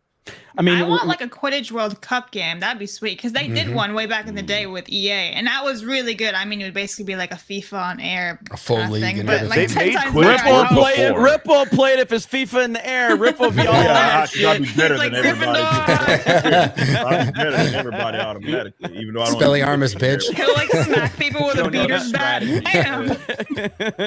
I think it's a fair question, though. I mean, it's got so much hype behind it. Like, but I think it has a lot of hype behind it that wasn't necessarily just because of how good of a game it was. So it kind of remains to be seen how, like, the longevity of it, how many legs it has. Because I mean, Elden Ring, there are a lot of people still playing that pretty dedicated because they're all waiting for the DLC to drop. You know, I mean, so there are games like that that have that longevity and stuff. But I do think, and I've seen some people in the chat say that too, I think DLC could make or break as far as the legacy of this game. We could potentially see some really cool DLC drop that might expand the world more than we expected it to. I think that could also be a bigger deal down the road. So also what we kind of haven't brought up is the likely replayability of this game, the fact that you could go back after you beat it and like choose a different house and kind of get a different point of view and perspective of the entire game. I'm not sure how much it'll matter in the long run, but still there's going to be hardcore Harry Potter fans, probably like Blabs, who will want to play all four houses just to see the kind of differences that there's going to. So the replayability is there. Yeah, I mean, so going back to the Rolo's question about it, like your Spider-Mans, I think, you know, and I saw a bunch of people in chat brought it up too, but I think the Arkham games are not. Oh yeah, you're not. Arkham games are probably the best. Arkham games are. I don't think you can beat those. At least the first two for me. I didn't really like Arkham Knight that much. Arkham Knight wasn't great. I didn't like Arkham Knight, but Asylum was good. The more cities, years later, Arkham Knight is much better, though. I say, because comparing it to like modern games, Arkham Knight is actually pretty. Compared amazing. to modern Arkham Knight is a fucking good game. There's just too much fucking tanking. Too much Batmobile. I do love the tanking though. I do love it. It is cool, and I actually like the mechanics. I like the dodge. It was just it was too involved. You had to do it too many times, and it just got fucking old. It was such an important part of the game. Yeah, so. The first time you bring the Batmobile in, it's awesome. You know, but then you have to keep doing it, and then you're like, okay, now there's a whole section of the game is dedicated to it that don't.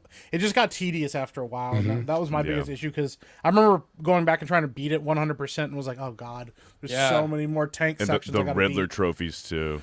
Yeah, but like Arkham City, I loved going after all the Riddler trophies and figuring out the puzzles and stuff. I had a great time with it. I just think that, there was just too many Batmobile sequences where it got boring after a while, and I just was trying to rush through it to get to the end of it after. I think objectively, Gary Arkham can City. Sorry, ahead, I think Arkham City objectively is like one of the best action video games could be of all time. Like story-based action video games. That's what I'm saying. Let's go, Bruno. Yeah. Do you think that Gary could actually beat Arkham Asylum? No. I think it's Asylum maybe, City maybe not, but Asylum yes, because it's a closed City. I don't think he can deal with City. It's a much more closed in. City would make Gary.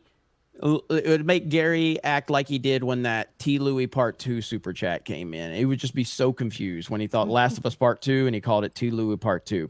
That's how confused he would be with City. City would. When I think about when you start getting into like the combat, it's like, okay, this is easy, just fucking counter. It's the verticality, man. The verticality kill him. Yeah. But then when you start getting in with the when you have people with knives or melee weapons and You have to shit do and the everything. perfect knife dodge and everything. Yeah, and you then have to do the stunning hold them with the cape. backwards, and you have to slide under them, and all that shit. Yeah. Here's the question that matters.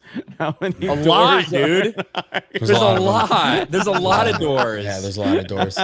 I know it's an unpopular opinion. I can admit that City's a better game, but I like Arkham Asylum more. I liked Arkham Asylum more. I like the more simplistic kind of like. I like that you're just so centrally focused, you know, like, but how big and vast City was wow, it's unbelievable. Well, but to credit too, the fact is like that there was an Easter egg for Arkham City hidden in Arkham Asylum, that they had been planning these two games back to back. I mean, it definitely built on what they did in Asylum, because Asylum was awesome. So. Asylum's also like somewhat eerie. Like if you're playing like late at night and just like some of the noises that these like psychos are making, it's like it can make your skin crawl a little bit.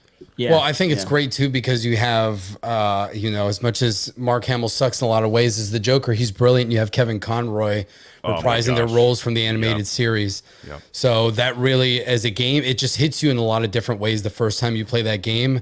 And also because at that point, we hadn't had many good superhero games since like Spider-Man 2 on like PlayStation 2. Well, they all used to be like movie licensed, and like the Arkham games were the first one that kind of like broke off of that movie license path, and it was his own solidified story. Yep. Yeah, and they did a deep cut too. On some of the Batman villains and stuff like that was awesome. And having like Hugo Strange be a huge villain in like Arkham City was dope. I mean, those games are just awesome. Yeah. But I also agree. And then the Killer Croc sequence is awful, like terrifying. Oh my god, dude! I was like, "What is going on?" I hated it the first time.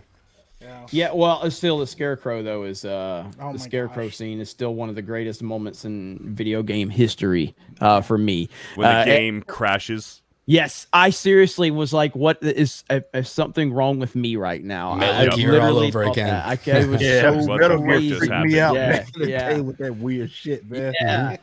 That was the Metal Gear for the new generation right there. Oh, freaked him out. So good. But yes, so that was a great discussion, and we love talking video games. You know, there's some good old school ones out there. All right, Blabs, I know that you are an old lady and you have to go to sleep. Wait till you get to be my age, okay? Yeah, I know. So, Blabs, where can everybody find you? You can follow me on Twitch at Blabbering Collector. I will drop it in the chat below. Also, if you don't mind, I'm going to plug the full Aussie since we are on this weekend, and we are so close to 300 subs there. So I'm just going to plug that too. Yeah, I will be streaming tomorrow Hogwarts Legacy, and I hope this game is great because I want it to be great. Why not? Why wouldn't you want it to be great? So yeah, go team. And right, check out Geeks and Gamers website and read articles. Yeah, all that fun stuff. Bye, Blabs. Bye, everybody. Good night. Thank you. Bye. Bye, Blabs. Yeah, we wanted to bring Blabs on because obviously she's a big Harry Potter fan, and with Hogwarts Legacy and all the discussion going on around that game, it felt like a good opportunity for that. And Ryan really wanted to have someone else to yell at, so I mean, it's a win-win. You know what I mean? So I love having so many people on these streams. Yeah, it makes Ryan really happy. It makes him really happy. So the next thing, and actually, we got a couple big super chats I want to hit really quick. I appreciate you guys. We got Hayden for 50. I was listening to the State of the Union. Biden started talking about lead pipes. It makes me want to drink from a lead cup exclusively. I was a Politico before finding you guys. I think you saved me. Legacy looks awesome. Been focused on that all day. Thank you, Hayden. Really appreciate you, man. Hey, real quick, Jeremy. I want to shout out Hayden too, because he's been an awesome supporter over in Geeks and Gamers Tabletop. And like he's like saved our asses a couple times in combat. And watching last week, Rudai was feeling big in his britches, and he thought he was going to kill one of the players, and Hayden came in with a save at the very end, and I watched all the life and happiness drain out of Rudai's face, and we fucked up everything he had going on, and it was a great time. So shout out to Hayden. Hell yeah. Shout out to Geeks Gamers Tabletop. I think you guys are approaching 10,000 subscribers. Yeah, we're really close right now. And also shout out to Rudai. He got really fucking sick yesterday, and he still did the stream, and he did a really good job, because I mean, he was really sick. You could see it on his face. But yeah, so shout out to him for working so hard on it. Yeah, we're like 700 away. 700. Let's do it. We got Sheep Sidian. Sheep. Sheep. What up, Sheep? Sheep is He took the best picture of me I've ever seen in my life. I don't know how that happened or what camera he was using. Probably not an iPhone. That was that an Anime Matsuri? Yeah. Yeah. So Sheep City dropped a 50 and says, "Hail." That is all. That's all. That's it. Over. Moon walks out, as Ripa says. Just drops it on the table and Moon walks away. So thank you guys. So the other thing I wanted to talk about was something that Drunk 3PO brought to my attention, and that is Luke Skywalker is officially an LGBT character. Now, as I said in my video, I talked about this. I feel like I brought this up casually like a couple years ago when it first was a story, but I don't remember us focusing too much on it. It got published in 2022. This is a story from Sam Maggs, you know, the activist that was involved with the KOTOR remake for a while and then was no longer involved with it. People have been wanting Luke Skywalker to be gay forever. Like this goes back to even in, I think, leading up to The Last Jedi, or maybe even a little after. Mark Hamill was like, well, you know, Luke Skywalker, if you think he's gay, of course he could be gay. You know, he said something like that. And people took that and latched onto it and ran with it because these activists. There's a Vanity Fair article in 2016 where Mark Hamill says, of course, Luke Skywalker is gay. That's what he said in 2016. That might be what I had tried to talk about years ago. I can't remember. I just know there was something that was brought up years ago. I've covered a lot of Star Wars on this channel. Anyway, go ahead, Ryan. So anyway, these activists, all they can ever do is push whatever they think on whatever other people love. That's what they do constantly. You see this all the time. And we knew they wanted to do this. Eventually, you're probably going to see original trilogy where Han's a black transgender woman. Luke likes it up the butt. And I don't know what they're going to do with Princess Leia, right? That's eventually what you're going to see. But this is one of those steps. There's a short story set during Empire Strikes Back or right before Empire Strikes Back. They can't handle it. Yeah, you just had to throw it out there. Luke likes it up the butt. You know, that's all I can think about is like, hey, you guys want to play with our lightsabers? My God. Yeah. But anyway, it's a story where Luke is having like attraction to a dude. And again, this is not real. This never happened. This is not Star Wars. This is not George Lucas's Star Wars, but this is now Disney Star Wars. And that's what they're continuing to do, destroy everything that was built before. And this all came to light because all the Wikipedia drama, and someone noticed, I think it was Eckhart's Ladder that he tweeted, and he wasn't trying to do it to like do anything else. He was just saying, hey, this is kind of weird that Luke Skywalker is in the gay group. Nothing that I know of has ever seen Luke Skywalker being romantically attracted to anyone but a woman. And Wikipedia follows up. It's like, well, there's this short story from Disney canon right here. It's like, okay. So yes, you get to add all these fucking characters into your little collection of queers, I guess. And that's what they've done to Luke Skywalker. And it just shows you that what did we say? And I'll let you go here in a minute, Jay. What did we always say when we started seeing the minor changes that they were making with characters and their backstory and all? And they're like, oh, it's just a minor character that they're changing their sexuality or something. It's like, no, that they're heading. This is all meant to go to the top. And whether it's Superman or Batman or Luke Skywalker, it doesn't matter. It doesn't matter. Go ahead, Jay. No, someone sent a super chat during the live, and they said, you know, Luke is now part of the LGBTQ. And I thought, like, we argue for, like, because I'm thinking, what, because he kissed his sister? Like, is that why they put him in that category until all this? Inbred isn't part of the LGBT community. That's part of not yet. That is part of the that's a Bamasexual. Incest people. Hey, that's so Bamasexual. Yeah, do you that's know the what B in LGBT? Do you know what else? Do you know what else Sam Maggs is famous for? She was the one that raped got in GTA. Yeah. Did you know she claimed that she got raped in Grand Theft Auto. Like the roleplay server or whatever? Yes. Yeah, in the metaverse. Yeah. Good Lord, man. These people are. She was on the news. I pulled all that stuff up for my video. I was like, look, this is her on the news going, it's so terrible. I was playing GTA. It's like, you're playing Grand Theft Auto. Do you not know?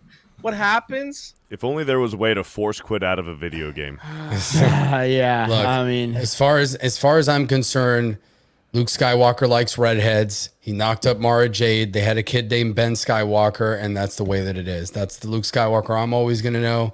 That's the one that exists to me.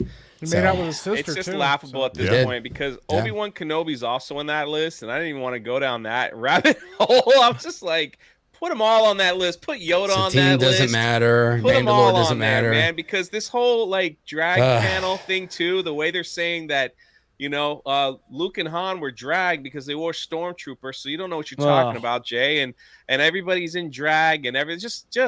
I just want it all. Just throw it, set it on fire. Let me laugh at it all, so we can see it all and just where we are. When these people are like, they've always used pronouns. It's like, yes, no shit. People have used pronouns as a way to refer to each other in language based on how you appear, right? If I see Jeremy walking up, I'm going to say, hey, look at that guy. Hey, what's he doing? Blah, blah, blah.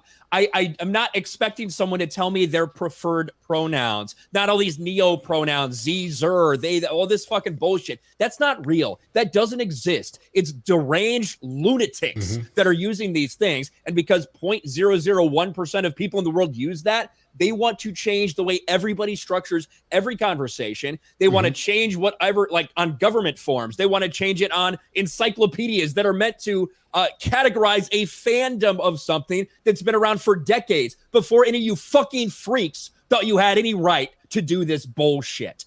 And Obi-Wan said, of course I know him. He's me. That's not him stating his preferred pronouns. I know. It's him speaking the English fucking language. That's part of the gaslight, man. Is it not? Like, part of the gaslight is like making or attempting to make it seem as if you're the one that's crazy. So they take these like instances that are nothing burgers, right? And they say, well, it was always that way. You're like, no, that never was the case. Yeah. Well, this is what they do though. They manipulate language. Because ultimately the target isn't us, it's younger generations, because they know that people that are older, we're established, we understand what reality is. We know the history of everything within society and all these IPs. So they know they're never going to convince us. So what they do is they throw all this stuff, they confuse people by manipulating language, changing what words mean and all this stuff. Because at the end of the day, if what this word means doesn't mean what you actually say it means, then they can manipulate anything. They can make you believe whatever you want. It's like freedom of speech. Well, speech doesn't mean what you think it is. We're going to change the definition of that word. So even if it exists there in that sentence, it doesn't mean what you think it means. Yeah. And the further and further that we get away, then people will be confused, and then they'll look at us and be like, hey, that old man is crazy over there. He's just a bigot. He doesn't understand modern language. And it's like, what the hell? Well, and Rip has talked about this before too. Like some of these casual fans and stuff like that, like an IP will get big or start to blow up, and they don't go and buy the material or go watch the movies or read the books. They just go and look on wikis, and they go read about stuff on wikis. And if you go and change these wikis, you can put whatever the fuck you want on there, as long as you know that the people that are running the site are like, yeah, that's cool, man. You go ahead and do it. So then these people will go read this and go, yeah, what's the big deal? It's always been like that. So now they're just parroting things that other people have heard because they actually have no interest in it. It's like this whole thing, like this has been happening, like starting to happen in the 40K community. There's like a whole guy, he ended up blocking me immediately, but he did the same thing. He started going like, oh, there should be female space marines. It doesn't make any sense. And by doing that, you're harming communities, and you're harming trans people and all this stuff. So it's all this thing of like jumping into a community, infiltrating it, and then making as much noise as possible and trying to retcon, stories. Because once they can change one little thing, they can then start, like Jeremy said, they take a mile. They start changing everything that they can. We've seen it happen in other things before, and a lot of it is just shitty fanfic. Like these people just want to feel like, they want to get off and be like, oh, I just saw something that I love be changed, or something that's important to me be changed and something that's important to somebody else, and now I can like think about, Luke maybe had a gay affair at one time. I'm literally shaking right now and stuff. They don't give a fuck about the actual stories. They just go read fanfics on like forums and shit. Well, and they're trying to check boxes. They're these self-proclaimed activists or whatever, and they take something like a pre-existing product that they know everybody loves, and they want to go and check boxes. And if it doesn't, well, then they try to change it. They try to, make your most beloved character gay. Yeah, it's unreal. Luke Skywalker, part of the LGBT. Well, and it's ironic because they love to talk about identity all the time. They love to talk about identity. Everything is identity. How do you identify? But they don't have any identity because notice they want characters to conform with an image that they desire. They don't have any identity of themselves. They need some sort of external character to tell them who they are. I need to see myself in a character. No, I don't need to see myself in a character. I know who I am. I'm myself every day. I wake up in the mirror, look in the mirror. I'm like, yeah, that's Rolando. I don't need to see some character represent me. I watch movies. I play video games so I can be other people. I escape in a different world. I can do other things. I don't need to be Rolo. I'm Rolo every day. And that's what happens all the time. They just don't have any identity. And it's ironic because that's what they talk about all the time, but they don't have it themselves. Can we get like a full like Rolo promo when you look at yourself in the mirror? Like, that's me. I'm fucking Rolo. I'm good enough. I'm smart enough, and doggone it, people like me. Yeah. It's gonna be me in the priest shirt. I'm gonna be in the priest shirt and look at myself in the mirror. I'll do that one day. It'll be a short. I know who I am. I'm the dude playing the dude disguised as another dude. He's the dude that don't know what dude he is. God, it's one of the best, man. It is one of the best. It's one of the best for sure. We got 20 gifted memberships from Hayden. Let's go. Thank you, Hayden. We also got 5 gifted memberships from Graph, and we got 5 from WG. And I know that there's 10 more out there that I'm trying to track down right now. So thank you guys for the gifted memberships. We got 40 up to this point, and I will never stop being thankful for those gifted memberships because it took this channel forever to get them. So thank you. Really happy with all those gifted memberships. So I appreciate you guys so much on that. And the other, like, there was one other topic that I think we were going to talk about, Ryan, and that was this Disney topic that you were bringing up. What was it? I mean, we can talk about that. Whatever you want to do. Whatever you want to talk about. Unless were we done on Star Wars? Does anybody else want to talk about Star Wars? Mike, did you want to give us a light-skinned black person's opinion on that? Or I already gave my opinion. I'm good. Okay. Yeah. Okay. Star Wars is I dead. need to see myself represented more. So. Was Lando too dark for you? Yeah, a little bit. Yeah, I need more light skin representation. That's no, because the last light skin guy they put in there was in fucking Boba Fett. He started doing weird random ass spins and shooting his gun and shit, and wore a fucking trench coat and rode like a red crotch cycle. It was weird. I don't know. Never mind. I don't want any more of that. And again, I also it's weird. I have not been hit with any demonetizations in a while, and I've had 2 videos demonetized, one on D-Day Cobra and one here on Geeks and Gamers. One of them was a Hogwarts Legacy video, and I didn't say anything in it that I know of. And I got denied the appeal. And then what was the one on D-Day Cobra? I think it was, I don't know which one that was, but either way, has anybody else had any demonetized videos recently? Those are the first couple I've gotten in a long time. So, but it's so weird that they just came out of nowhere, and both of them, the appeal got denied. So I'm not sure if anybody else is dealing with that or not. So shit, I know every time I talk, it's gonna get demonetized.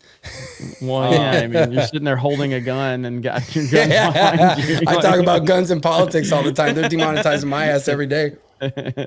I wanted to talk about this. I don't know how many people saw this. No, this is. It was 2 years ago when we saw these internal memos about Reimagine Tomorrow going on at Disney and how they wanted to push critical race theory. And then, of course, sometime last year, before all the Florida grooming bill stuff happened, we saw, they actually have a not so secret gay agenda that they're admitting that they're pushing. And the target is always kids. It's always targeted towards children because, as they themselves admitted in these leaked videos, that is the most vulnerable population. Mm-hmm. So if your kids were to tune into the Proud Family reboot or whatever continuation, whatever it is, this show was on in 2001, 2002 on Disney. Well, now it's back. The Proud Family, Louder and Prouder, and you get some pretty blatant propaganda here. We'll watch a little bit of this. This is really fucking bad. Like, this is pathetic. This country was built on slavery, which means slaves built this country. Tilled this land from sea to sea to sea. First there was rice, tobacco, sugar cane. Then Whitney did his thing and cotton became king. And we were its soldiers, 4 million strong, fighting for America's freedoms, even though we remained America's slaves. I can't imagine if you're actually a child growing up and you see this and you don't have like parents that are just like, you know, explaining what like you're being programmed. Like, this is the point though. They want kids to see this so that they can control of course their mind. Well, because kids, this is unbelievable. Go ahead. Well, people that grew up like when I was a kid, that was when Proud Family was out. Yes. You know, you go, oh, cool. Yeah, I watched Proud Family when I was growing up. And so you go, oh, of course my kids can watch Proud Family. You don't think about it. Some people don't even realize it's a different show or it's a continuation. So you just let them put it on and you watch it and you just let it play in the background or whatever. That's what they're hoping on, is that somebody will just passively let their kid watch it, because then they know they can then radicalize their kids and, you know, push this idea on their kids and stuff like that. It's fucked up, but they know exactly what they're doing. This is absolutely like on purpose. Also, a little bit deeper, like, you know, if their parents are smart enough to try to tell them right from wrong, if their kids do watch this, well, now the schools have power, and, you know, the teachers will tell the kids and have power over their parents, and then now the kids are rebelling against their parents. So it goes even deeper. Yeah, absolutely. Well, you know, this is regardless. We'll play a little bit more of this, and you guys can see kind of the full extent and how far they go. The entire purpose behind this is to incentivize division. Division and a victim mentality and a hatred for white people, in my opinion. Like, that's what the point of this is. And regardless, that shouldn't be something that kids are learning through a children's show. Yeah. You know what I mean? If a parent wants to talk to a kid about the 1619 stuff, if they want to talk about it, then fine, go for it. But that should not be this this televised program or this Disney Plus program. The descendants of slaves continue to build this. Slaves built this country. And we, the descendants of slaves in America, have earned reparations for their suffering. Jesus fucking Christ. I didn't even see this part. Like, yes. Oh my fucking God, man. Like, no, all it is, like, all right, and we already saw that, and that's not. There's no way that's in the thing, right? The hands up, don't shoot.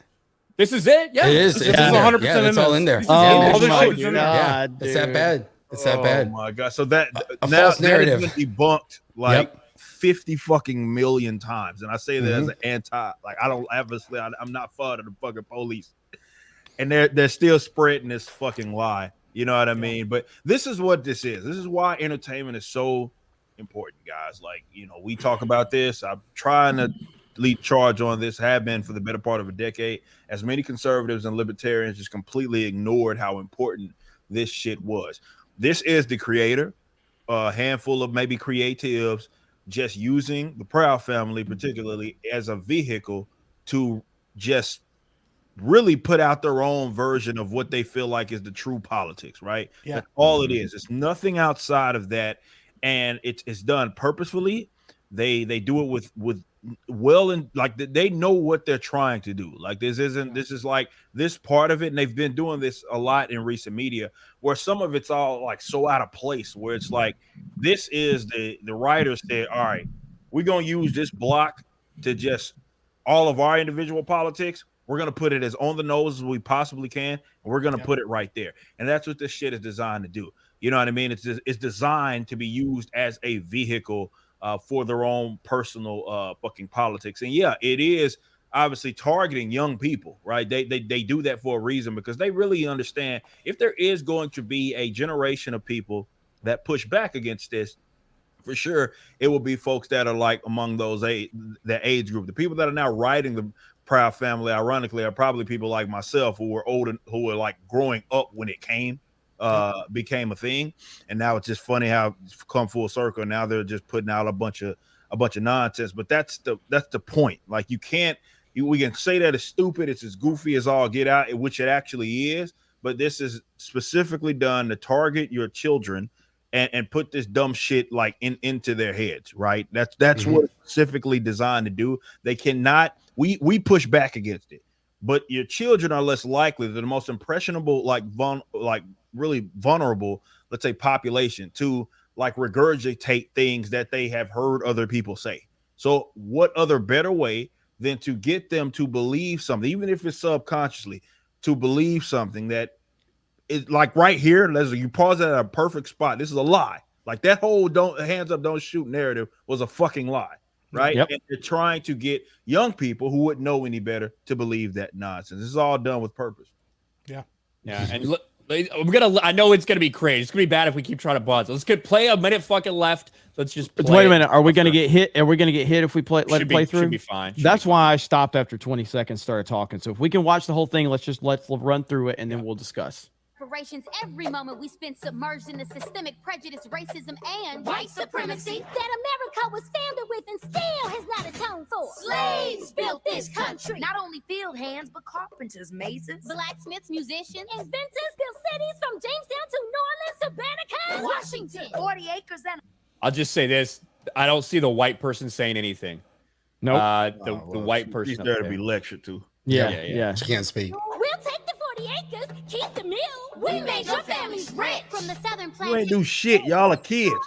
New England ship owner, the founding fathers, former president, current senator, The Illuminati, the New World Order, slaves built this country. We had Tubman, Turner, Frederick D. Didn't they say Lincoln? They don't ever invoke the name of Frederick fucking Douglass. So pause it right there, because now Yeah, they ever fucked up now. Of all the people definitely regurgitating this shit, Frederick Douglass does not ride with these cats at all.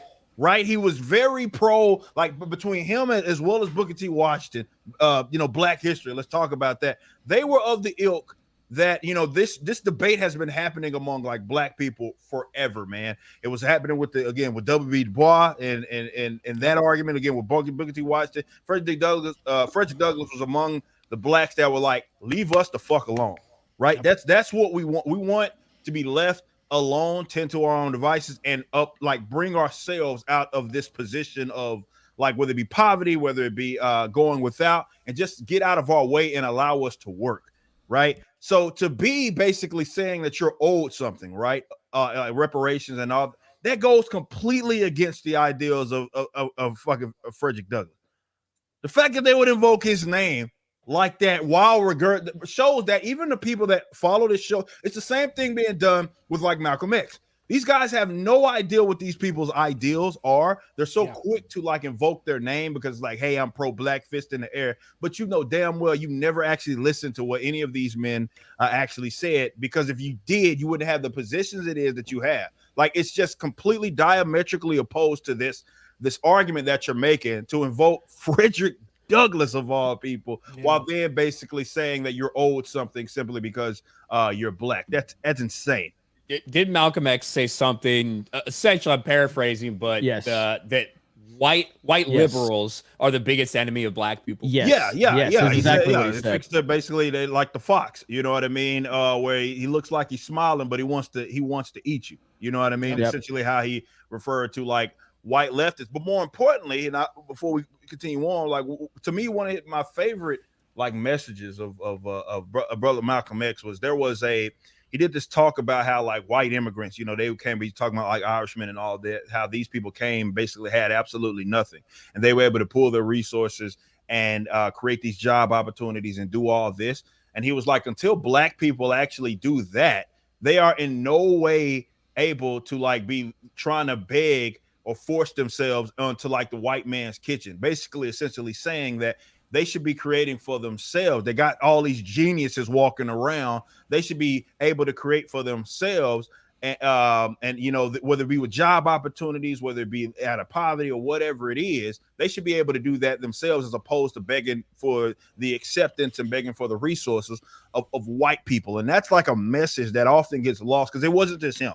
You know what I mean? You had Frederick, you had Booker T. Washington, but you had other guys, which unfortunately a lot of the modern Black activists like the W.B. Du Bois of the world, who were more like the talented 10th, right? And they were more of the ilk that, hey, people that are at the top, like these Black upper echelons, academics, all that sort of stuff, should be given the resources, right? And then they should have that trickle down to like the rest of the Black people. And unfortunately, that was the approach that so many Black activists in modern age, they took that approach, as opposed to like Booker T. Washington's of the world or Frederick Douglass. Like, again, this is insane that they would ever invoke, of all people's name, they would invoke him. That's insane. Yeah, and on that point, and Ryan, we did get a copyright warning. We could probably get through it the last 40 seconds there, but I am curious about this real quick because it came up in the chat. I don't think I've seen the Denzel movie with Malcolm X with Denzel. Was that one any good? That was all right. Yeah, get your hand out of my pocket. Yeah, I don't know. I can't remember if I've seen that one. Yeah. But yeah, so let's try to get through the end of this, and then before we get a copyright claim on it, we'll see. We can free the slaves. But slaves were men. And women, and only we can free ourselves. Emancipation is not freedom. Jim Crow. All right, only we can free ourselves, but we're asking for 40 acres and a mule. Okay. This is so beyond ridiculous, dude. Redlining public schools, feeding private prisons, where we become slaves again. As we celebrate Juneteenth for the umpteenth time, our account is still outstanding. Because this country was built on slavery, which means slaves built this country. And we. All right, Ryan, stop. All right, I'm getting the unbelievable detection. man. I'm getting the copyright detection again. So, we demand our 40 acres and a mule. But only black people can free themselves. Like, again, that's a hypocritical position. Well, the great part is that who perpetuated a lot of these things that they're saying? The government of the United States. The government itself perpetuated and empowered a lot of these things. Yet they want the government itself to be the one that regulates all these reparations, as if you can trust the government to do anything like that. Yeah, like that. That's the part. Like when they're mentioning all these other things about like Jim Crow and all that. Like, yeah, they blame the state because that's the state enforced all that stuff. Yeah, that's what the state. The state created all these laws. The state from the beginning was the one that oppressed people, and the state continues to do that. Again, in the past, they did it with race. Now they do it through economic pressure, and they do it through classism. This has been going on forever, but they continue to lose the sight that this is the state doing this. They're the ones that created all this, and yet you think that the state is going to solve these problems by perpetuating the oppressions that they used in the past against a different group of people this time to get you what you wanted. But in the end, that's the common denominator between all this. It's the state. Mm-hmm. So I still got it, Ryan. We're gonna finish it out. It'll be fine. Okay. All right. Acres and a mule. You can keep the mule. Keep the 40. We're taking our freedom. And then everybody cheers. That was so cringy and corny, man. Like that again, it's just basically some monologue by the writer, and they're like, "Hey, I'm just gonna put how I view things in this children's story," and that was it. It's so bad. It's so everything that we have been spending the last several years saying, they have done it. They've overshot it. It's even they cocky about it now. Yeah, they're like, fucking right, we're doing it. It's worse. It's worse than what we were predicting. Like, it is fucking terrible how blatantly obvious this is now, and it's so in your face. And if you think that this is the end of it, it ain't. It's gonna get worse. They're gonna keep doing it. They're going to keep doing it every step of the way. And then you have the same fucking weirdos out there that were telling us you can't complain about Twitter when it was owned by Jack Dorsey. We were not allowed to complain about Twitter. We were having to just fall in line. Anything. Then Elon buys it. Suddenly they said that Elon was the worst person in the world. And we're it's just insane how their mind works, because they can't actually do anything that goes against their narrative. It's a hive mind. It's the definition of a hive mind. But that is next level propaganda, what we just saw. Like, that is beyond anything subtle that we've seen. This all started out of a fucking Star Wars movie, by the way. And I know that's not the beginning of it, because the beginning you can trace little things back to other movies and other entertainment, but Star Wars is where it really broke people's minds, and it really woke a lot of people up to what's going on. This all started with a fucking Star Wars movie, and now look at that shit. Look at that shit. Like, it's going to get to the point where they're going to make they're going to focus on kids' entertainment to push blatant LGBT, trans, all this sexual Disney's stuff. already committed to that. Like, it is insane. They've already admitted they're committed to all that shit. Like, Disney, that's the direction it is that they're going, and they've told you that. We remember the reimagine like Disney or whatever it was, and they were pretty much telling on themselves. And I think that's the difference between the previous years, where they had to be subtle And I think the entertainment was obviously better because things and messaging and stuff was more subtle. But the reason why they did that was because specifically with the left and their infiltration, they knew that there will be a big time pushback in the event that they did that. Well, now they understand that, all right, the takeover's done. Right, we control all these corporate entities. We control these aspects of the state that are kind of funny, like say funding these sort of institutions or rather ideas. So they look at it like, what reason do we have to have that mask on anymore? Now we can just be cocky as we want to be, and they're flat out telling you. So now when it was like when I was on YouTube and I would say, man, this is getting weird.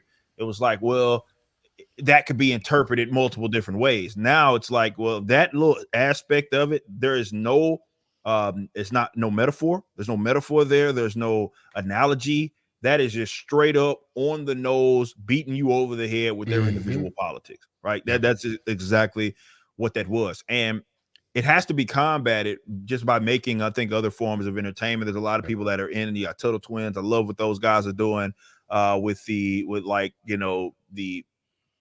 presenting a alternative to some of these concepts, because they're going to be on the nose. So you might as well compete with them, because if you can just imagine. So everybody, a lot of y'all here have children, just your child, just consuming that, you know what I mean? Just right off the rip like that, just consuming that information. And now they believe like this is how the world is. And they grow up to be future minions of the state, the authoritarian leftist state. And they start to do their bidding, and that's what this is all about. It's a lot easier to get those impressionable young people. Yeah, it's about trying to make people grow up to feel like they're victimized and that they're owed something. And for all the white people out there, it's meant for their kids to grow up feeling bad about the color of their skin and guilty for something that they had nothing to do with, like absolutely nothing to do with. But this is Disney to a T. When you want to destroy a country that's built on individualism, what do? You make people feel guilty and selfish about what they are and who they are. So this is par for the course right here. This is what you do when you want to demoralize a people. You destroy their legacy. You say that everything they believed in was bad, even though everybody wanted equal rights and everything that was underneath the Constitution. That's what drives me nuts here. It's like, look at the rights of the individual here that the U.S. has that no other country espouses. And I know Rip is totally anti-government, so, but look what we have here and what everybody wants, and you basically want to trash it. Now that everybody has these rights, you've got the First Amendment, Second Amendment, all of that. You fought so hard for 200 years for everyone to get that. Now you want to blow it all up and go in reverse. And it's like, so you don't believe in any of this stuff, and they're convincing people that individual rights are bad. Like, speaking your mind is a terrible thing. Owning guns to defend yourself is a terrible thing. Having any sort of personal responsibility and autonomy and thinking for yourself is terrible. And that's what they want to do. They want to destroy all of that and make you a pariah. Yeah, and you know what? The big part of it is, and the big hook right now is free money. Hey, man, if we push this hard enough, you get them reparations, man. You get all that free money. Isn't that awesome? Remember when the government showed up and gave you all that free money? That was a pretty good time, because the welfare statism is always attractive to those types. Because, again, it's getting something, having done nothing. And I think that's the insulting part of the, like, racial kind of conversation it is that we have. It's like, I'm an individual, right? The accomplishment that I have between Ripperverse and all that, like, this stuff out of my blood, sweat, and tears, and I earned. You know what I mean? That this idea that people are owed something, considering that they've done absolutely nothing. You know what I mean? Nothing of, let's say, merit that has, better, let's say, the lives of the people around them, and giving them that sort of wealth. It's always going to be more attractive for the losers and the people that want something for nothing. Welfare statism, and that's really all this is. So if you are sitting here and going to promise people or say that they should have it, of course, the average, like, definitely leftist status is going to say, yeah, of course, yeah, we should be given stuff, even though you never experienced fucking slavery. Nobody here has. Nobody here has experienced that. You may have, like, older, like, family members that were growing up maybe during the age of, like, Jim Crow and stuff like that. But as far as, like, actual slavery, none of you guys have experienced that at all. So you're trying to, my band Backwards, I hate to plug that like that, but we did a song called You Are You that specifically talks about that, where, like, the chorus is like, we can't take the credit for what we've not endured. We can't pay for the mistakes that, basically that man made before. The whole concept is that, like for the same reason that I can't like take credit for something that I never did accomplish. You know what I mean? I also can't fall victim to something that I never experienced. Right. I am to be judged, and I should be judged to what it is that I did and what I was able to accomplish as I was a living human being on this earth. And this whole idea of collectivism wants man to be away from it, which is why they start to shame people that have individual accomplishments, that have gotten wealth by way of their own doing. They make it seem like there's something wrong with you. And this is why, again, welfare statism will always be attractive to the losers. Mm-hmm. Yeah. Well 100%. said. Yep. Yeah, I mean, it is a wild situation to watch that as blatant as it is, and it just shows their arrogance levels. Their arrogance, and they're going to continue to be more and more arrogant. And but that's why we got stuff like Rippaverse and the Epic Verse. Oh, and yeah. I hear there's a few things in the works there at the Epic Verse. Listen, Mike, man, can you give any teasers?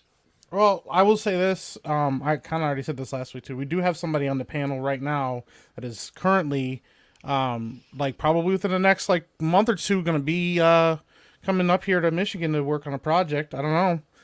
Handsome, devilish individual. There's no hints going on right now. There's no. I mean, I'm here. I came up there. I came up there a couple months ago, Mike. Yeah, I know. Jay came up after that. That's true. Jay came up, so I don't know who's the next person to come up there. No, man, we're working on a bunch of projects, and we really can't. There's not much I can say because everything kind of leads to spoilers, and also I don't know how much Josiah will allow me to say. But I don't know. You're the white guy that controls your mind. What white man. Slaves built the Epic Verse. Made you sign the NDA, bro. Yeah, that's my next video. Yeah, that's my next video. Is gonna be me just playing my bongos and going on my diatribe, wearing a dashiki. Yeah. No, man. I mean, we're working really hard on a bunch of projects, and like I said, somebody specifically. Beardo. I'll just say this: it's Beardo. It is. Holy shit! Might be coming up to Michigan to work on some stuff. I can never give specifics because I don't want you guys to be spoiled because I know you guys are gonna love what we got going on. But that's the thing, man. Me and Josiah just want to make good, fun, entertaining stuff instead of shit that's full of politics and full of me trying to push an idea on you and an ideology on you and stuff like that. We just want to make good, entertaining shit because that's what it's supposed to be about. I mean, so I don't know, man. I know that you're gonna be guys that are gonna be able to enjoy it and not feel like you're being assaulted. There's no speeches, there's no diatribes about politics and racial divides in the country. It'll be a good time. So. Yeah, Mike's just gonna out him like that. That was funny, but I'm really excited for Epic Verse and what you guys got going on. So it's a lot of work. Josiah's gonna keep making videos. It gets 500,000 views in 8 hours. Another Hollywood disaster. Jeez. I love how Morgan Freeman is in every single screenshot, even if he's not the topic. He figures it out. He just all of a sudden he notices somebody's face works. And it works. It's Morgan Freeman's shocked. He's like, "Oh my god, I can't believe this happened." And everybody's like, "Oh my god, what's going on in that video?" And they click on it. Like, "Oh man." Morgan Freeman is shocked, so I got to check it out. That's what draws me in. I was like, I have to know what Morgan Freeman thinks of this. That's my favorite part. Yeah, because there's been times where I've clicked on it. I'm like, God, why did I click on this? I already knew. Brilliant, man. He's fucking brilliant. Oh, it's so good. It's so good. Hayden for a 50 bomb. Proud 50 family or what the fuck ever. Cringe as fuck. Parents need to stop letting their kids watch this stuff. This is 100% intentional. It's MK Ultra level stuff. This divides families and society. We have to smash this stuff out. It is divide and conquer stuff. Absolutely. Yes, well said, Hayden. And I mean, that's kind of a lot of what we were talking about since you sent that. And then Marcus says, to be fair, Proud Family was always woke with they just forced more on entertainment than flat out propaganda. This is just straight up blatant. And all the new characters are pure check boxes. Absolutely ridiculous. It's sad. Well, the slippery man. slope turned into an avalanche, so now they can say whatever they want. I did have one last thought on that whole thing. Is the tone of that whole little bit was so angry and bitter. And, you know, as adults, when you want to talk about serious issues and stuff, like, you're not going to get through to anybody, like, yelling at them that you're angry and, like, expect them to, like, see eye to eye with you. And, like, these kids, it's not going to work with them either. Or if it does, then that's when you see these angry, bitter adults who are just always lashing out, screaming at the sky. It's all calculated. It's all calculated just how angry that whole message was and how the emotion and reaction they want to get out of these kids watching the show. Yeah. Yep. Well said. Well Absolutely. said. I do think this is Hayden is the benefactor, Bruce Wayne of Geeks and Gamers. So, I mean, so yeah, I think they said because I mean, K-Biz is the Elon Musk, and so now, Hayden's the Bruce Wayne. So I'm okay with that. I'm no Beardo's okay with having a Bruce Wayne around. K-Biz. All I want to know is when are we getting starships? That's all I want to know. Yeah, I heard that. I want to go to the moon. Well, I mean, again, I hope you guys all know that I really, really appreciate all of you, and that just from the people on the panel, people in the chat, the lurkers. I think Hayden gave a shout out to the lurkers a couple streams ago. It's really cool that whether you're liking the video, whether you're all that, it every single bit of it matters. We got Kevin dropped in a 20 gifted memberships. Bashy Washy dropped 10 gifted memberships. Thank you, Bashy Washy. I say your name correctly because of Kennel. So just so you know, Dermy Wormy. I saw that Dermy Wormy. I think it was a Tim Pool video. Is that correct? Oh yeah, nice job. I think that's correct. Got my first 12K video from my tiny YouTube. Give Jeremy your money. Jeremy honestly is my inspiration. Dermy Wormy, I'm happy for you, man. It's awesome meeting you at Anime Matsuri as well. And that's seriously cool though. Dermy Wormy's bringing up a meme from D-Day Cobra when some guy was in the chat just like screaming about people giving me money, and so I highlighted him, and we made a lot more money. So shout out to that guy. We have we've got a recent celebrity in the chat. We have the Chinese spy balloon in the chat. Shout out, rest in peace, Chinese spy balloon. Did you see what Marjorie Taylor Greene was supposed to do? Yes, she showed up with the white balloon. Did she do it? Of course she had to have done it. She had to have done it. I didn't watch the State of the Union, but she had to have done it. So the State of the Union speech leaked right before Biden went live, so there were people like reading along with it, as he was going. That explains why so many chats were turned off. Like a bunch of YouTube channels, like CNN and everything, they all had their chats off. Oh, because people would have freaked out. People would have freaked out though. They would have said like, "How do they know what Biden is saying?" Dude, everything. NPC baby. We have our political show tomorrow. Me and Ryan Suresh will be there. We'll talk more about it tomorrow, obviously, but it's just so bad. That'll be on D-Day Cobra. It rotates between D-Day Cobra, my D-Day Cobra channel, and Ryan's Patriot Outpost. It'll be on D-Day Cobra tomorrow. That's tomorrow at 12 noon Eastern, right, Ryan? 11 Central? Yes. Yeah. So noon Eastern, 11 a.m. Central on D-Day Cobra. We'll talk more about all of that. So we'll get more into the political stuff directly right there. But it's been a good show so far. I think we're gonna get some super chats. We don't have our super chat person here, which is Krista Nova. She's very, very sick. You can blame, I don't know, Steph. You can blame Ryan. You can blame Joe. Blame me. I don't get close to her. Joe's in the chat. She's gonna be like, "What the hell?" Yeah. You can blame Jay. You can blame Tom. Tom's been taking her to the theme parks every day. So Yeah, blame Tom. Blame Tom. Blame Zort. Blame Zort. It's Zort's fault. He's the mastermind behind everything. Let me start rocking through these. Jay and the Elite Fan for $5 with all the gaming talk. Do you guys hear that there's a Nintendo Direct tomorrow afternoon? Yes, I love to watch along with y'all. Have a great feeling. We'll see a ton of Zelda news. I heard it's confirmed it's $70. We are going to do a live stream at 5 o'clock to react to it. On Geeks and Gamers Play. On Geeks and Gamers Play. So check it out, hang out with us, and we'll let you know what we think. Yeah. So live tomorrow for the Nintendo Direct on Geeks and Gamers Play to do a reaction. So I think Beardo's going to be there. Rolo's going to be there. I'm going to be there. Are you going to be there, Beardo? Yeah, I'm going to be there. Okay. And then Rolo, myself, and we'll have some other peeps. Got another Odyssey chat. I'll save that for when Rip is back. Let's start at the beginning. Ashray for 5. I'm only here because the PR firm hasn't paid me to spam Timcast chat today. Thank you. They gotta pay. They gotta up that payment, man. Jared the American for 2. Jay, can we get Jair Bolsonaro on FNT or on Park Hoppin'? Sorry. You know he was in the hospital down the street from us a couple weeks ago, so we might actually be able to get Bolsonaro. Make it happen, Jay. Just start tagging him on Twitter and telling him he's cute. Just like does anyone know any Brazilians that could help us with that connection? I don't know. Brazil. No. I don't even know who that is. Liam Khan for 5. Shout out. Liam Khan for 5. Shout out to Tyrone, a good man who's always ready to step up and raise your kids when you act like a moron in front of the entire internet. Thank you.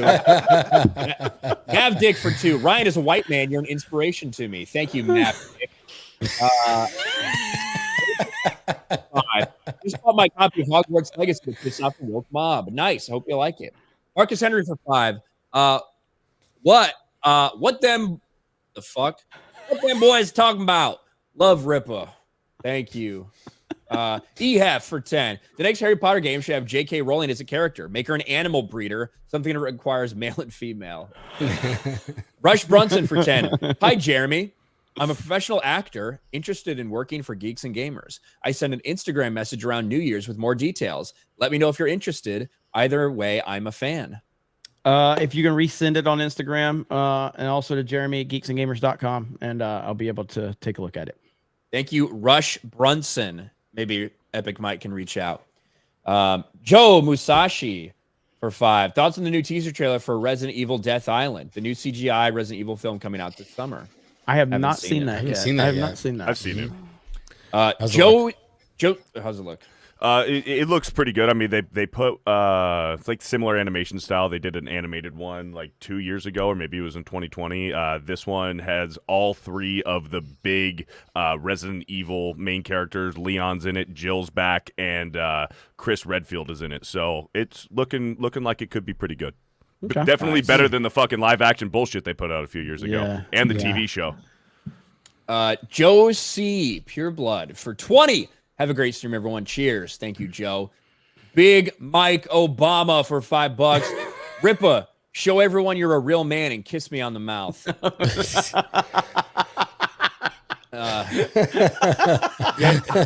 Harold Armstrong for 2.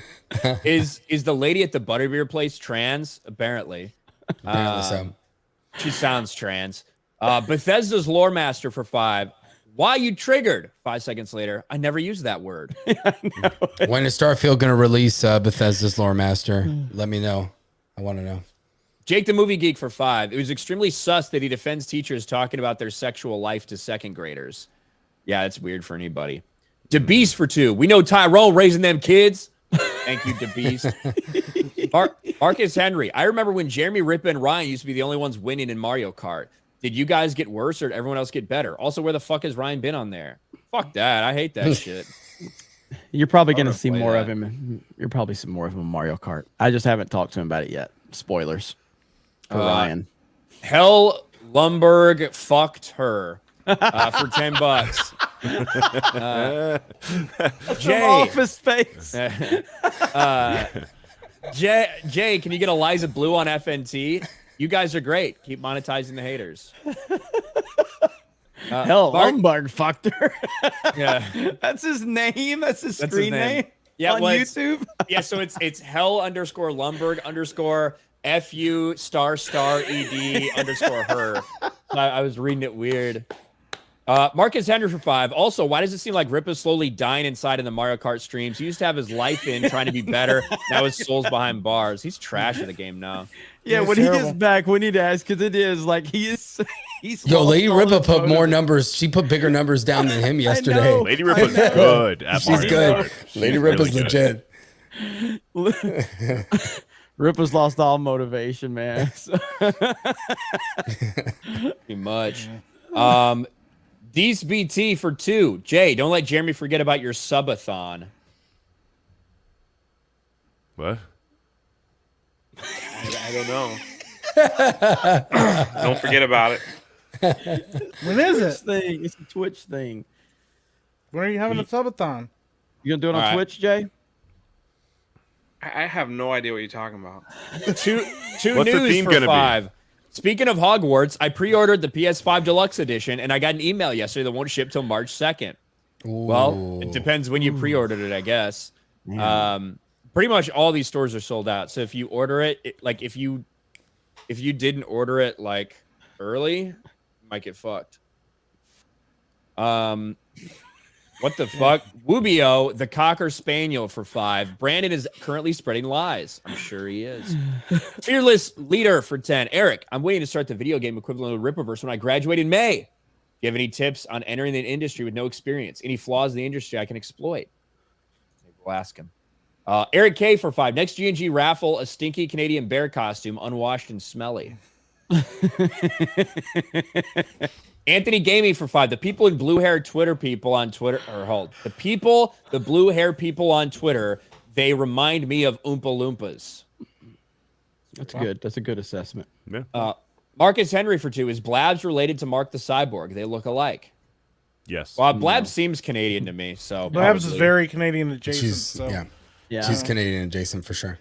No. Darth Broly for 5. Hey guys and gals, when are you gonna post the Fortnite videos you all did? That's a great Jeremy question. That's a great question. I'm working on that. We've had some with everything in Orlando. The move to Orlando has thrown everything out of whack. So I'm glad you asked that though, and this is why Chad is the MVP. Audience is the MVP. You guys keep us on point. So thank you for bringing that up. I'm gonna put that at the top of the priority list now. We made Jeremy move here faster than he wanted to. Yeah, it's freaking Rolo and Joe's fault. We moved in, we're like, where are you at? Sorry. KJ for $5. Shout out to Primetime 99, Alex Stein, always on the grind, pimp on a blimp for the hilarious commentary on the State of the Union address. But I could only listen to old Joe for so long. Hail to you all. Thank you, Kate J. Oh yeah. And Zach for 5. Blabs might be the best internet name ever. LOL. It's pretty funny. Blabbering Collector. Fantastic Mr. Knox for 5. Hassan and those like him have cultivated these types of people. Now they're in full panic mode. So bitch made. Yeah, it is. Anthony Gamey for 2. I've been playing Hogwarts Legacy. It's been good. Nice. I like it a lot so far. I can't wait to get further into it. I'm gonna get this from Salty Source Rex over on Locals. When do these weird woke freaks realize that they are tying their own shoelaces together? Anywho, it's so nice to see Blabs on. Was funny when she was on Tabletop. Yeah, Tabletop's just, man, there's such a fan base for Tabletop, our Geeks and Gamers Tabletop, man. It's just been doing so good. So thank you, Salty Source Rex, Holy for the crap. support. Alec Baldwin's finger. Baldwin's finger. 50. Alec Baldwin's finger. Yeesh. Alec Baldwin's finger just gifted 50 Geeks and Gamers memberships. I'm gonna come. Alec Baldwin's finger has had a rough few years, but this is definitely a step in the right direction. Alec. I gotta say, man, I appreciate you pulling the trigger on that one. Trigger discipline, it was not your strong suit. Oh man, thank you so much. Holy shit, the memberships are flowing tonight, boys. Let's go. I've seen those green names. That's what's up. Love Hayden that. for $10. Hayden for $10. At Revenge of the Netherrealm. I saw that. Hassan's new name is Pisan. There you go. Pisan Hiker. Pisson Hiker, maybe. The Singing Tigs for 5. Ripple would love to hear a song with you singing clean vocals and Dan doing the fry screams. Thoughts? Hail FNT and TNME. We are getting a Rippa Dan Vask collab. That has been confirmed by both of them. I don't have any more details on that, but I'm sure those guys are going to be mentioning some of that stuff very soon. But it's really cool. Really cool that those guys are getting together. Yeah. Effing Dave for 10. Not touching HWL. Hogwarts Legacy 10-foot pole. Trans player character. Trans inclusion. No gendered language. There's gendered language pretty much in the entire thing, except in a couple instances when they refer to your character, which I don't think it's a woke choice. I think it probably has more to do with just dialogue and making it easier for the game. But Sounds pretty woke to me. Hard pass. Well, thanks, effing Dave. Rudy Bernius with a super sticker. Thank you. Quint for 10. I heard Gunn is not keeping Keanu as Constantine. Yeah, he looks nothing like Constantine, but if we're not bringing him back at the height of his popularity is dumb. To me, it sounded like Constantine 2 is just like kind of in development. So I don't know. Marcus Henry for 2. Mike Hunting for Ducks confirmed. Yes. Franco De Jefe for 5. The fuck does that Spoiler mean? alert. I don't fucking know. I was waiting for you to respond. You sat there. I don't know what the fuck it means. Mike Hunting for Ducks confirmed. You I don't know what the fuck that means. Franco You talking about De jerking Jefe. off, but I wasn't jerking off on stream. It's after the stream. After the stream, man. Franco De Jefe for $5. Spoiler alert, Jeremy. Console peasants don't have the Stalker series. Now, do ya? Badass games, by the way. Console peasant for life right here. Taker 610 for $2 says Switch Master Race. I play at 360p and 20 FPS.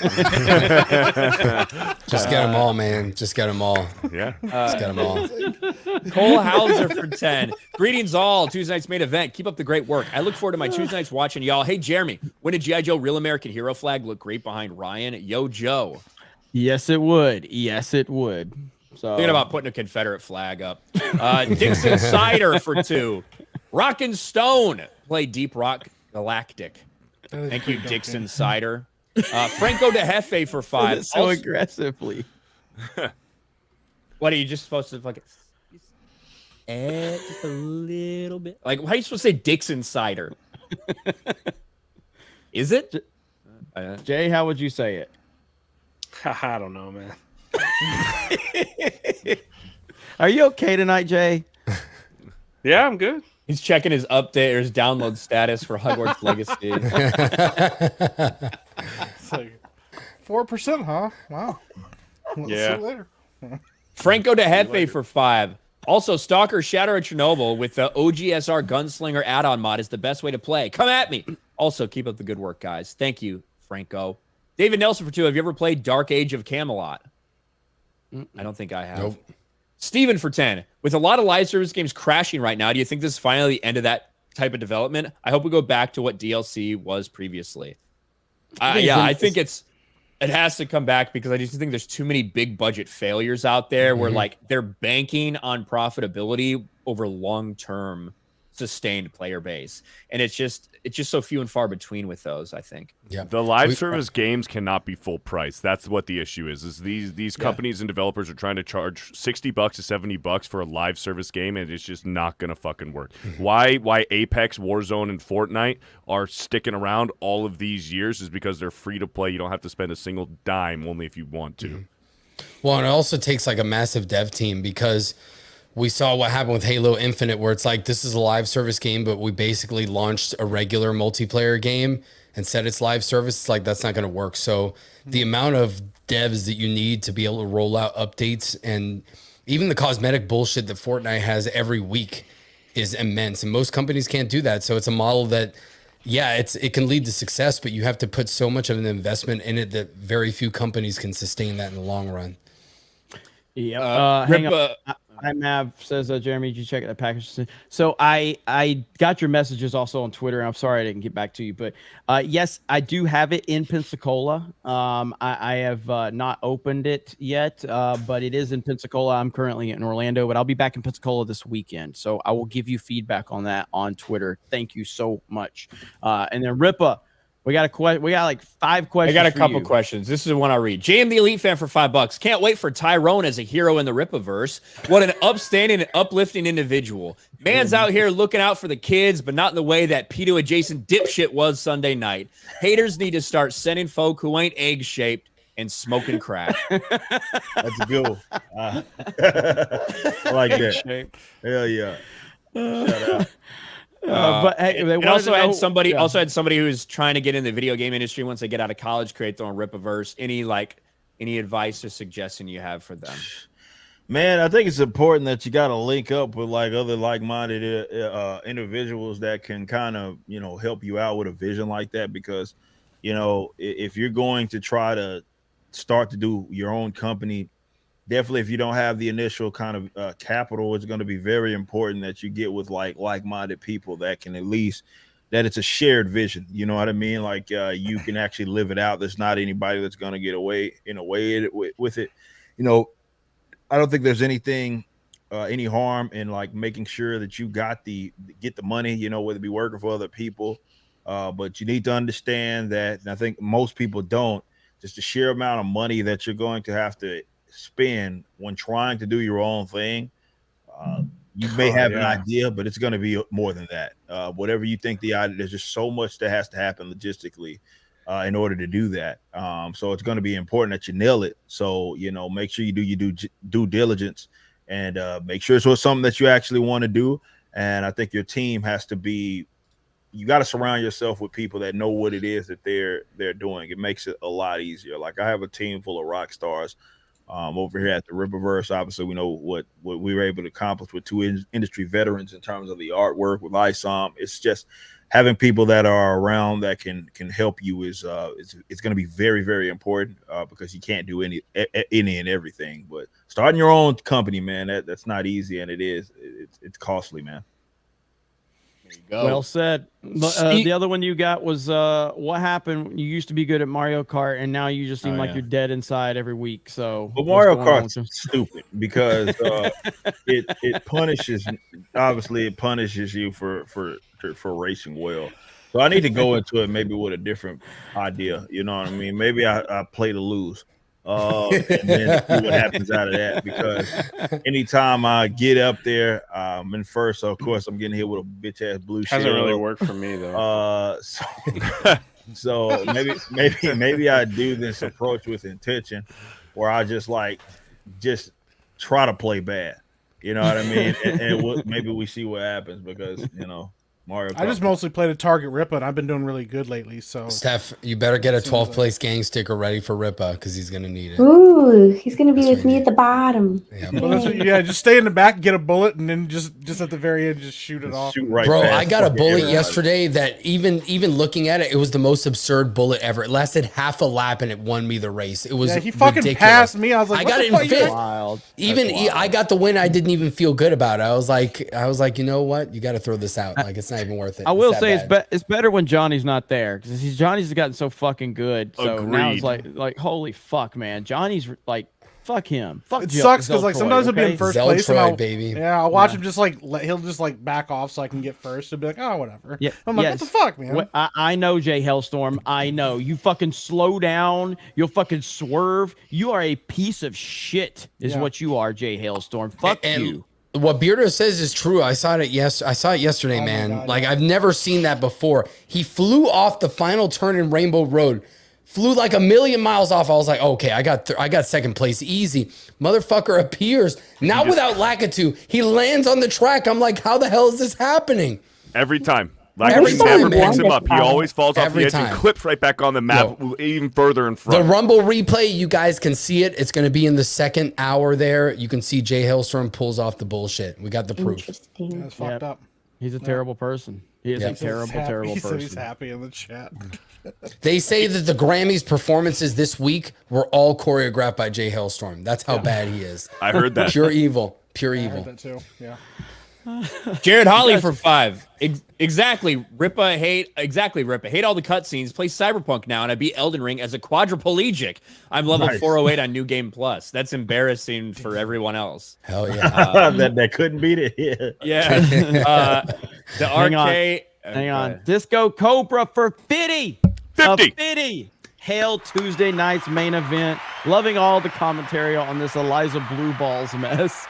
Still have respect for Tim. We'll watch and we'll still catch a stream from time to time.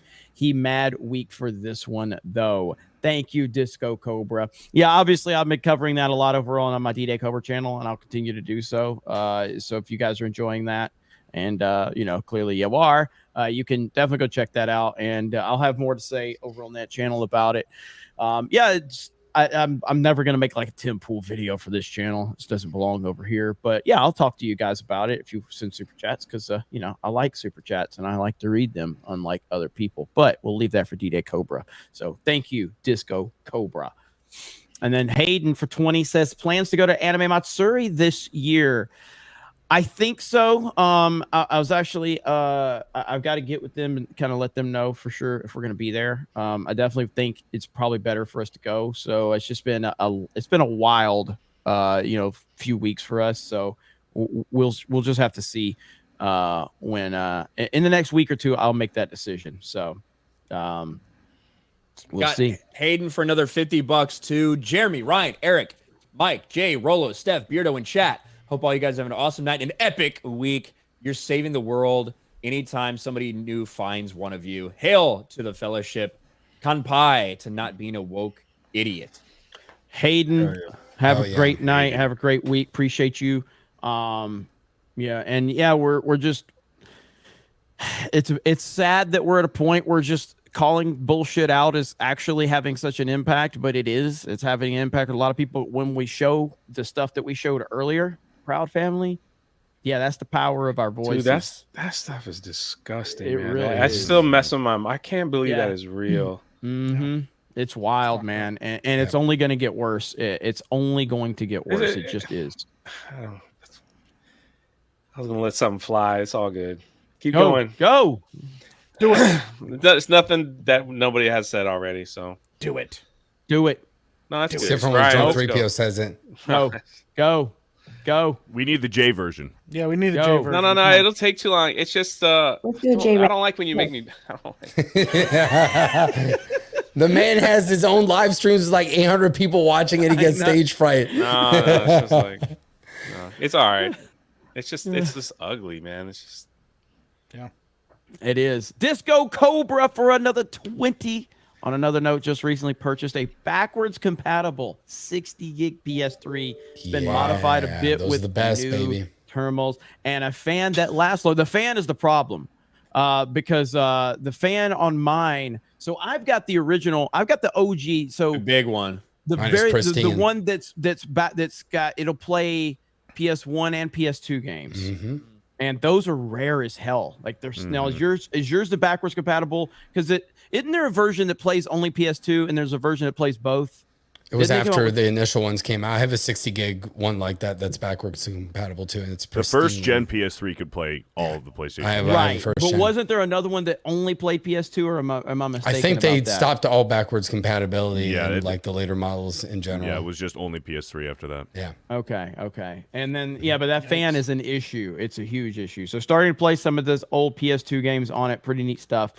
Yeah, I'm weird about nostalgia on PS2 games because, I mean, PS2 was the best-selling system of all time, but it was primarily the best-selling system. I mean, not primarily, but I guess one of the big selling points was it was the cheapest DVD player on the market. So that was what moved so much of it.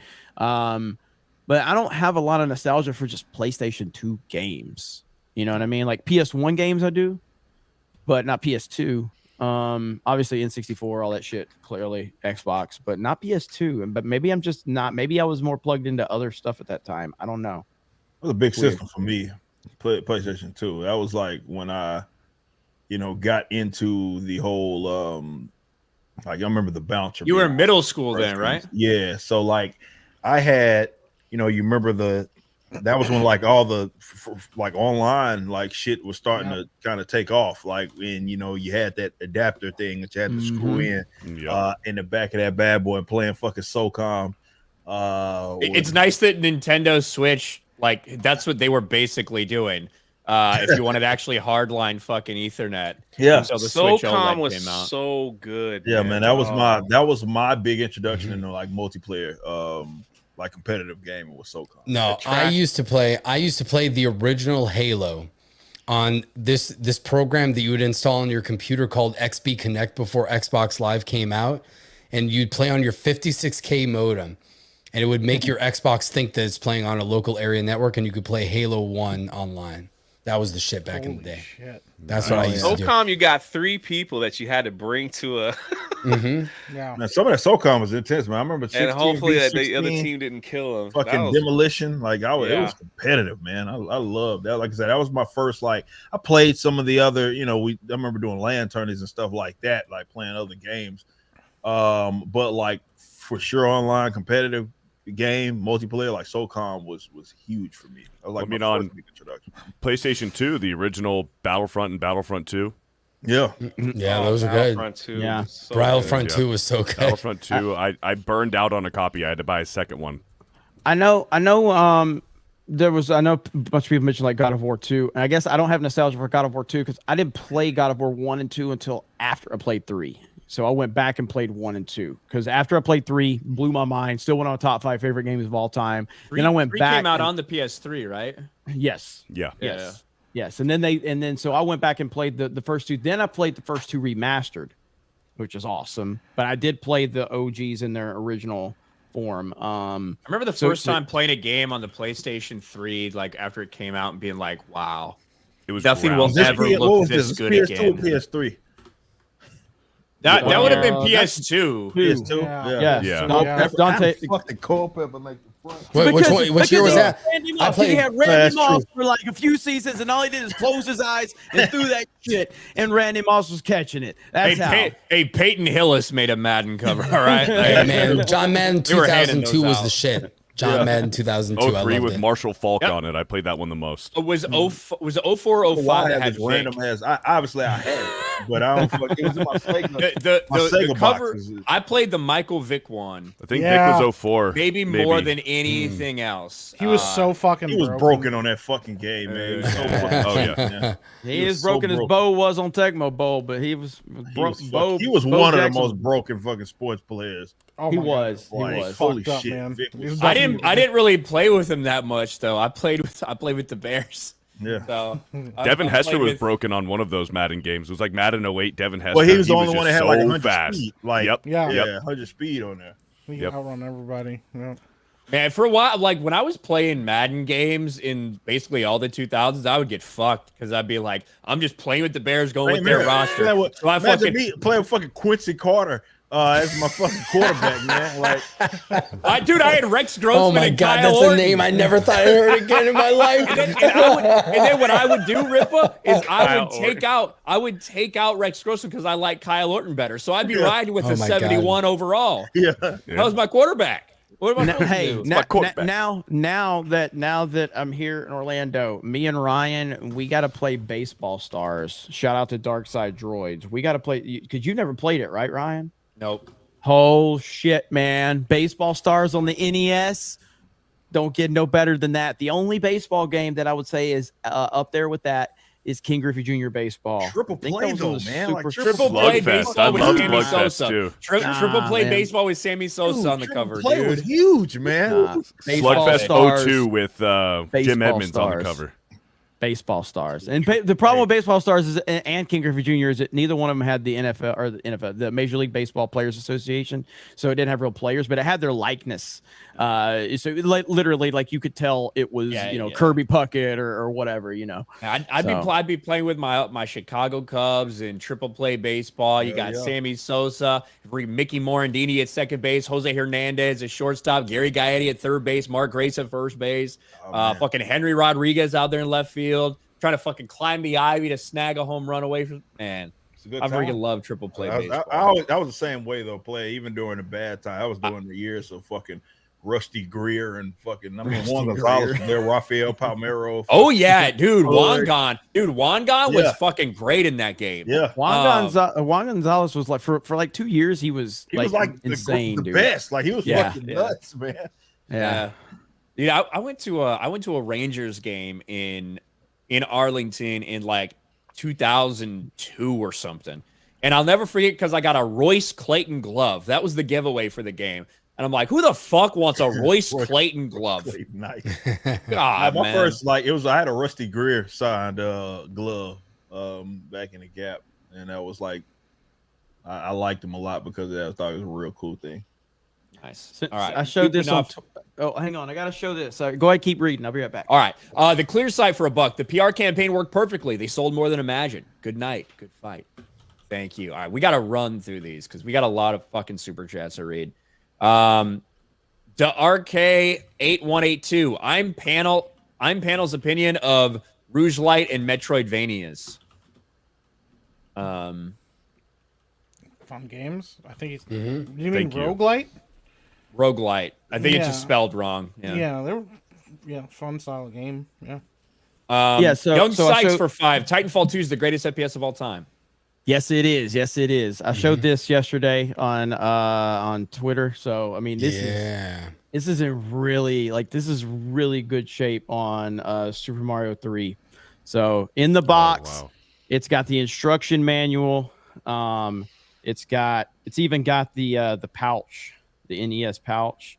So you got the cartridge right here. Damn. Look at that. Look at that. Look at this. Look though. Look. You got that. Yeah. Okay? But you've got a perfect, and I mean perfect, instruction manual. Look at that. Perfect instruction manual. Is that for bragging rights? No, I've already shown this on bragging rights. So, but look at that, man. Beautiful. You don't get instruction manuals anymore. No, So that's just That's awesome. that's Nice. goated right there. Like Mario 3, it should be on anybody's top 10 list. Yeah. Maybe top 5. Graf von Tyrol for 20. Exploring Hogwarts is an appealing idea for me ever since I played Harry Potter and Chamber of Secrets on PC. I missed that game. I've grown up with the franchise and can revisit that in my 30s. And then for another $10, he says, the average Slytherin fan versus the average Hufflepuff enjoyer. Thank you, Graf. Funny enough, Chamber of Secrets was actually outdrawing Fortnite on Twitch today. Like a 20-year-old, not 20-year-old, but... He's almost 20 years old. Yeah. Yeah, 15 maybe. 15-year-old PC game was outdrawing Fortnite on Twitch today. That's crazy. Steven Also, I do have Super Baseball 2020. That's is that the robot one? Maybe the hold robot. on. I picked this one up. Yeah, this is the robot one. Yeah. I mean, it looks like it. It's got robots on it, so yeah. I think because we were talking about this one, but I'm saying the one that the one that I'm thinking of. So, yeah. Yes, that's it. Yeah. Yeah. Well, I think so. I I don't If you think can fight in it. If you can fight in it, that's it. It's Base Wars is what. Yes, Base Wars is what I was thinking of. Yeah. Bro, but look. Oh, What was the hockey one that was like you could that. fuck people Look up? at that. That was Blades of Steel. Blades of Steel. Yeah. Blades of Steel, baby. Stephen Wasik for 10. Jeremy will appreciate this. If you imagine the people running that stupid website as newer Chris Jericho, it's actually quite funny. You just made the list. That's pretty Just good. laugh That's and pretty play. good. That is good. Eric K for 5. Confirm Ryan runs Geeks and Gamers now. Jeremy's a shell of a beaten man. Thank you, Eric. Let's just rip a Mario Kart. Fantastic Mr. Knox for 5. The guy who made the page to track Twitch streamers playing Hogwarts Legacy has been suspended or shut down. Guess that didn't last long. Yeah, we talked about that. Marcus Henry for 2. Rolos are weird. I mean, I've never had them. Fantastic Mr. Knox for Aussie 5. I'd love to know how many people J.K. Rowling yeeted for her trans views, because I'm sure she didn't yeet any trans, but that side links to say she has. I don't know. My penis hurts for 5. Jay, looking good, babe. Follow back. Get that shit checked out, dog. You got a problem, man. Straight up. Gonorrhea. Gotta do it. It was a super chat. They might have a cure for it. Serenity to Witches. They should be able to get that cleared up, man. You shouldn't be having to deal with that. My penis I ain't hurts. got no He problems. I'm good. He wants No, to not give you, it to them. you. Serenity to Witches for 10. Hogwarts Legacy is an oasis in the desert. We're so started games like this, but that it's exploding. But to be fair, the Harry Potter franchise is definitely slamming it to the top, for sure. Cassius Cleo for 10. I want you to imagine Gary moving Geralt around. Now imagine the glide into the Batcave in Asylum. Oh, God. Kinwin for 10. Hogwarts Legacy is the most fun I've had in a while. You guys, gals, inspired me to start a channel. I've been streaming to it. Hail, everyone. Keep doing what you're doing. Thank you, Kinwin. Hell Lee yeah. Cranmer for 5. Luke kissed a princess, finds out it's his sister, can't help but become gay. Will M for 20. Trying to pin millennials against Harry Potter and video games, no chance in hell. Nope. Oh, and Enoch Maman gifted 10 Geeks and Gamers memberships about 15 minutes ago. Shout out to him. We've had 132 members tonight. Wow. Let's go. Thank you guys Hell so yeah. freaking much. That is awesome. amazing. Jack Hudson with a little corgi. Thank you. Dude for 5. General Queermiss. Luke will make a fine addition to my collection. Thank you. Lucas Garrett for 10. The expanding universe looking pretty damn good right now, isn't it? You said it, Rolo. That's the true Luke. I just wish that you had ended better than it did. Well, it didn't really end. It's just last story was Crucible. It was just a connective story. We got to get Ripper. So the idea is, I'm sorry, I'm interrupting you guys. Ripper showed NBA Jam. We're thinking about just doing bragging rights as a weekly show, and only one of them per month is going to be like competition. The other weekly show would just be us talking about retro games and old school shit. We can get Rip on for one of them. We're just talking about everything. So. Bro, I can just walk into my other room right now and like do. He doesn't want you, Rolo. I'm literally about to Ripper. You see Jay? You see Jay? You see Jay? He doesn't want any of us. He just wants Ripper. I thought it was Ryan. Now it's Ripper. Fucking old ass. Royal Rumble. Damn. Dude, the arcade game. The arcade game was so fucking good. So fucking good. Aaron Yeager for 5. Got to shout out Rip at least one time tonight. Aaron Yeager. Yo. Tackle Titan. Fuck. Yo. Quint for 5. Hail Bethany Hamilton. Yeah. Bethany Hamilton, the surfer, said she's not going to compete as long as they're allowing transgenders to compete in surfing. Is that the girl with like one leg? One arm. One yeah. arm. One arm. Yeah. Okay. One arm. Sorry. Soul Surf or whatever the fuck that movie was. That's hard to surf with one leg. That'd be impressive, man. Well, I mean, I thought she had like a not a robot, but a Mark the Cyborg. Mark leg. the Cyborg. Yeah. This is rough. Imperfect for 10. Remember when Ryan roasted X-Ray Girl's dog live in Orlando that it died a few days later? Pepperidge Farm remembers. I do remember that. Thank you, Imperfect, for reminding Thanks me. for bringing that up. MMA Crease King for 5. So Luke Skywalker, gay, now great. Fun fact, the Proud family used to be GOP. Just go rewatch the Allowance episode. Childhood ruin, shaking my head. I said that. Steve, 89AK for 20. Hail G&G. I agree with Jeremy's take on The Last of Us episode 3. I thought it was pointless. Also, Ryan's background is getting better every day. Yeah, I mean, episode 3 was just completely pointless. Episode 4, I really liked it a lot, but all it did, and some of the fucking these Last of Us, I guess I don't call them Last of Us fans, but these activists are really mad when I talk about the show. But I basically spent the Last of Us episode 4 video bitching about the Last of Us episode 3, and they got really mad. He only did this so he could talk more about how he hates gays and entertainment. My good Lord. God, fucking weirdos. Yeah, LeBron James about to pass Kareem's scoring record. It's gonna be really funny if the Lakers do it while losing to the Thunder. That'd be very appropriate for LeBron's bitch ass. That would be great. All right, Ty Dolla $ign for 5. The animation took a downturn. Looks like a PBS Kids show. Serenity 2 Witches for 5. The Proud Family clip is their version of teabagging. Gerald Armstrong for 5. It's about collectivism. It's like the Borg Collective. John Crump News for 20. Rip is on point. I have a ton of examples of government overreach. Marksman of 117B for 5. What about the other minorities? Do only white and black exist? Latinos have claims for reparations for the West Coast. What about Japanese? 1942. Fuck They them, don't care. I guess. Nobody else What exists. about Rug for 5. I watched Proud Family and I clapped. Marcus Henry for who was that? This in that $20 super chat, Rolo? You mentioned him. Which So one? they were Second Amendment. John Crump News. Yeah. John Crump Okay. News. Yeah. Okay. Love John Crump. Been on his podcast before. Great guy. Nice. Check out ammoland.com for his articles. Marcus Henry for 5. Slaves built TNME. Thank you. Dermy Wormy for 5. We read that one. The 12K view. Cliff for 20. The race hustlers set goalposts to demoralize their opponents. So here's mine for those who want reparations. Show me how physical scars and wounds from the chains and whips of your slavers, not your ancestors. Yours. I'll wait.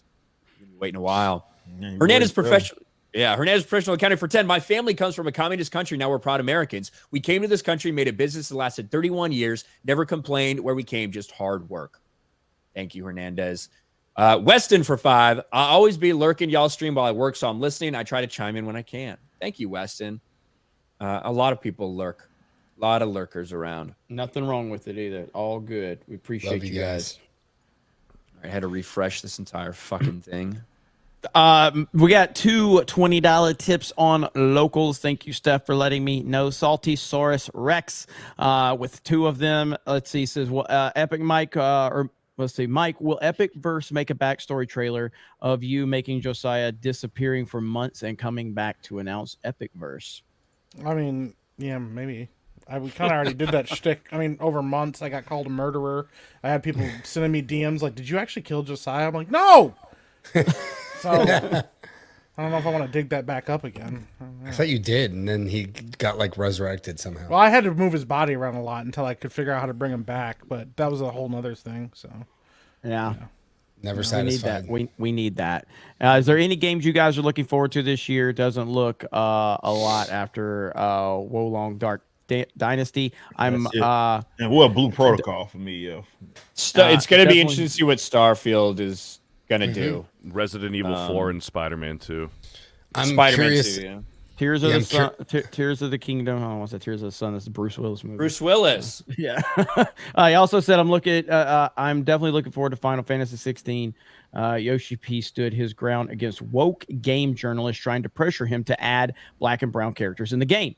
So you got Tears of the Kingdom, which we're probably going to get a lot more information on tomorrow at the Nintendo Direct. I also expect potentially, and I'm not making a prediction. I'm just saying it's out there. I think that we could get this Metroid Prime remaster that we've been fucking waiting forever on. I think that could happen.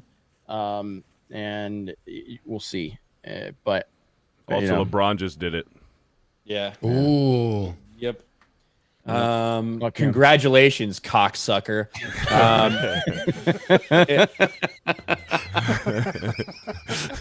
It's just Ryan's delivery. Holy shit, dude.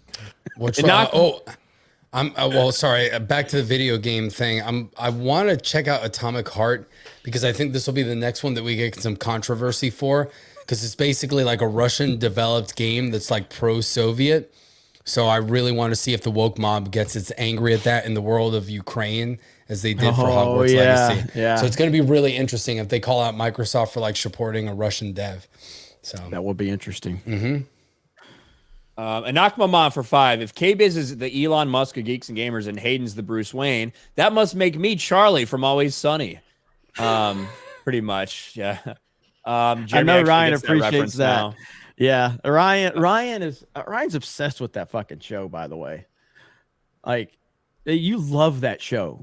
It's great. It's a great fucking show. No, it's fantastic. I listened to their podcast.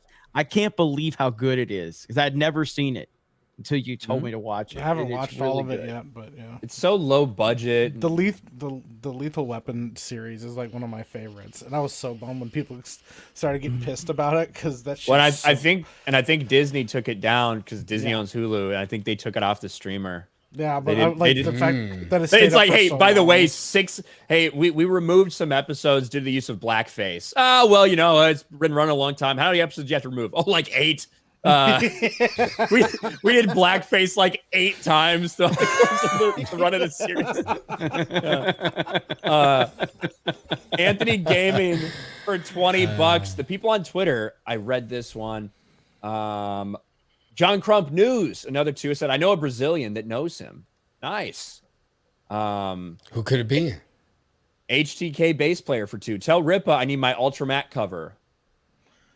Hopefully we can get those out this month. I can't make a promise, but we may be able to get those out this month. We're just working on like the back end stuff to make it work because you got to communicate with our inventory system and all this other weird shit. So we're moving over servers. There's a lot of changes happening that you guys won't see, but it'll make that process easier for our Ultramax on our website to be able to redeem that special cover. So soon, very soon.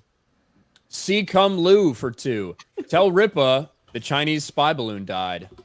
That's a good one. That's too recent, man. I like that one.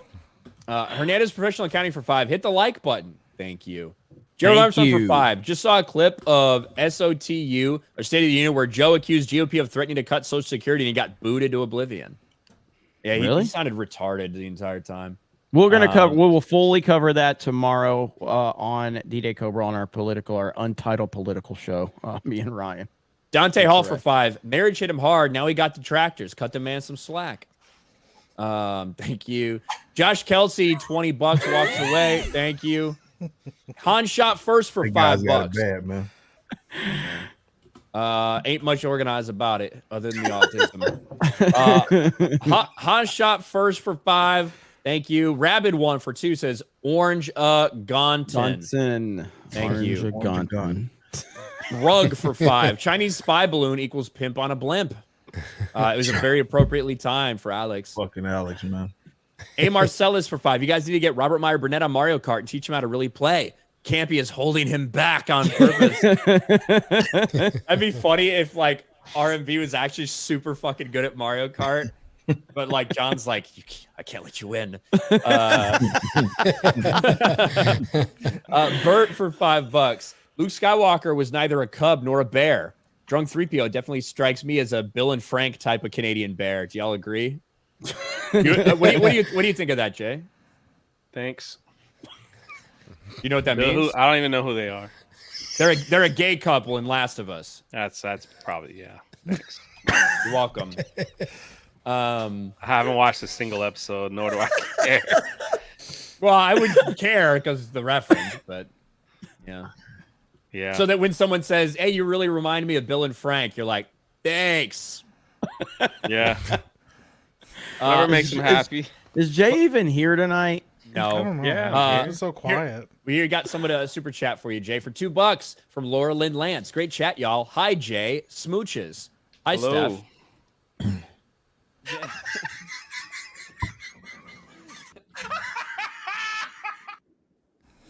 Some of the greatest laughs ever. Jason Fox for 50. Hogwarts Legacy is a fun game. So big. Lose to the boycotters. Don't use the Force. If you hold hands with a guy, it makes you gay now. Thank you. Marcus Henry for 2. Same. Some say D-Day Cobra. Some say D-Day Mamba. I like it. A Marcellus for 10. I'll always love the original Xbox for introducing me to Star Wars Knights of the Old Republic. I played first time on PC, not Xbox. PS2 introduced me to MGS, Sons of Liberty, Metal Gear Solid, Sons of Liberty, and Final Fantasy X. My world changed forever during weird those years. flipping around with fucking Raiden when he's butt ass naked. Metal Gear. But yeah, Raiden, do you know about Metal Gear? Otacon. How many of y'all have played through Half-Life 2 here? Orange box, baby. Bro, it is still probably the greatest game I've ever played. Like it is so fucking good. It's pretty good. And it holds up. It holds up. It's so damn good. And the storytelling is the fucking ending is amazing. And it's like it's storytelling that is done in a way. It's not like The Last of Us storytelling. You know what I mean? Like it's storytelling like you're less part dick of and it. balls. So, yeah. No. But Half-Life 2 is probably the greatest gaming experience I've ever had. Like it's just and this is adding on with episode 1 and 2 added to it. You got to have that part. But like the gravity gun is one of the my god, the gravity gun. But then fighting the Striders, oh my god, man. But it's like it makes you feel like I never saw like the old school War of the Worlds, but like I saw the Tom Cruise one, but like it feels like you're in that fucking time. You know what I mean? Like, God, it's so fucking good. I want to play through it again. I haven't. Have you played Black Mesa? The like fan remake of the original Half-Life? It's good. I have not. And I want to play. I want to play. I want to play the. What was Half-Life Alex? I want to play that one. Mark the Cyborg just said it's incredible. So I've heard it's really good. Yep. Yep, it is good, man. I Vane recommend it. Vane Games for 10. Love all the video game talk. Need more streams like this. Thanks. Yeah, absolutely. Geeks John, and Gamers play. Let's do a stream. Ryan, anytime, like I'm gonna start intentionally interrupting Ryan just to piss him off at this point because he just gets so aggravated every time. Got a bunch of fucking super chats I'm trying to run through. That's why I John, haven't said anything, so you can get them done. John Papa Sergio for $5. SOCOM. Can't say how many hours I played SOCOM. Across all the sequels too. Since Microsoft bought Activision, Call of Duty, Sony should revive SOCOM. They should. I don't see why they have. It's actually kind of retarded. Now it really makes no sense. I feel like even with the base design of how that game was built competitively, it will work probably better than what it did. You know, during the 2000s, like that should be huge. Can you imagine if like Sony with all this bitching that they have with Microsoft buying Activision is like, you know what, we're just gonna bust out with SOCOM right now. Yeah, and people that'd would be go huge crazy. Yeah, people go crazy. Yep. There you go. Vane Games got it. Morning Ramsey's longer stream. It's a win for us. I need something to die. Hayden for 10. I'm not talking about Dragon Guard 2. I'm talking about Drakon the Ancient Gates. An amazing game. And Elder Scrolls 3 Morrowind's great too, but that's totally different. Thank you, Hayden. Yeah, I remember. I'm looking forward to Elder Scrolls 6 launching in 2030. Disco Cobra for $10. My fondest memories are mostly from PS1, PS2, Twisted Metal, Need for Speed, Driver, THPS, MX Unleashed, ATV Off-Road Fury, Dave Mira, and the list goes on and on. Remakes would be awesome. Jet Moto, fucking MX Unleashed was so good. 2 Extreme and 3 Extreme. Those were fucking good ones. Road Rash. Yeah. You guys play Splashdown?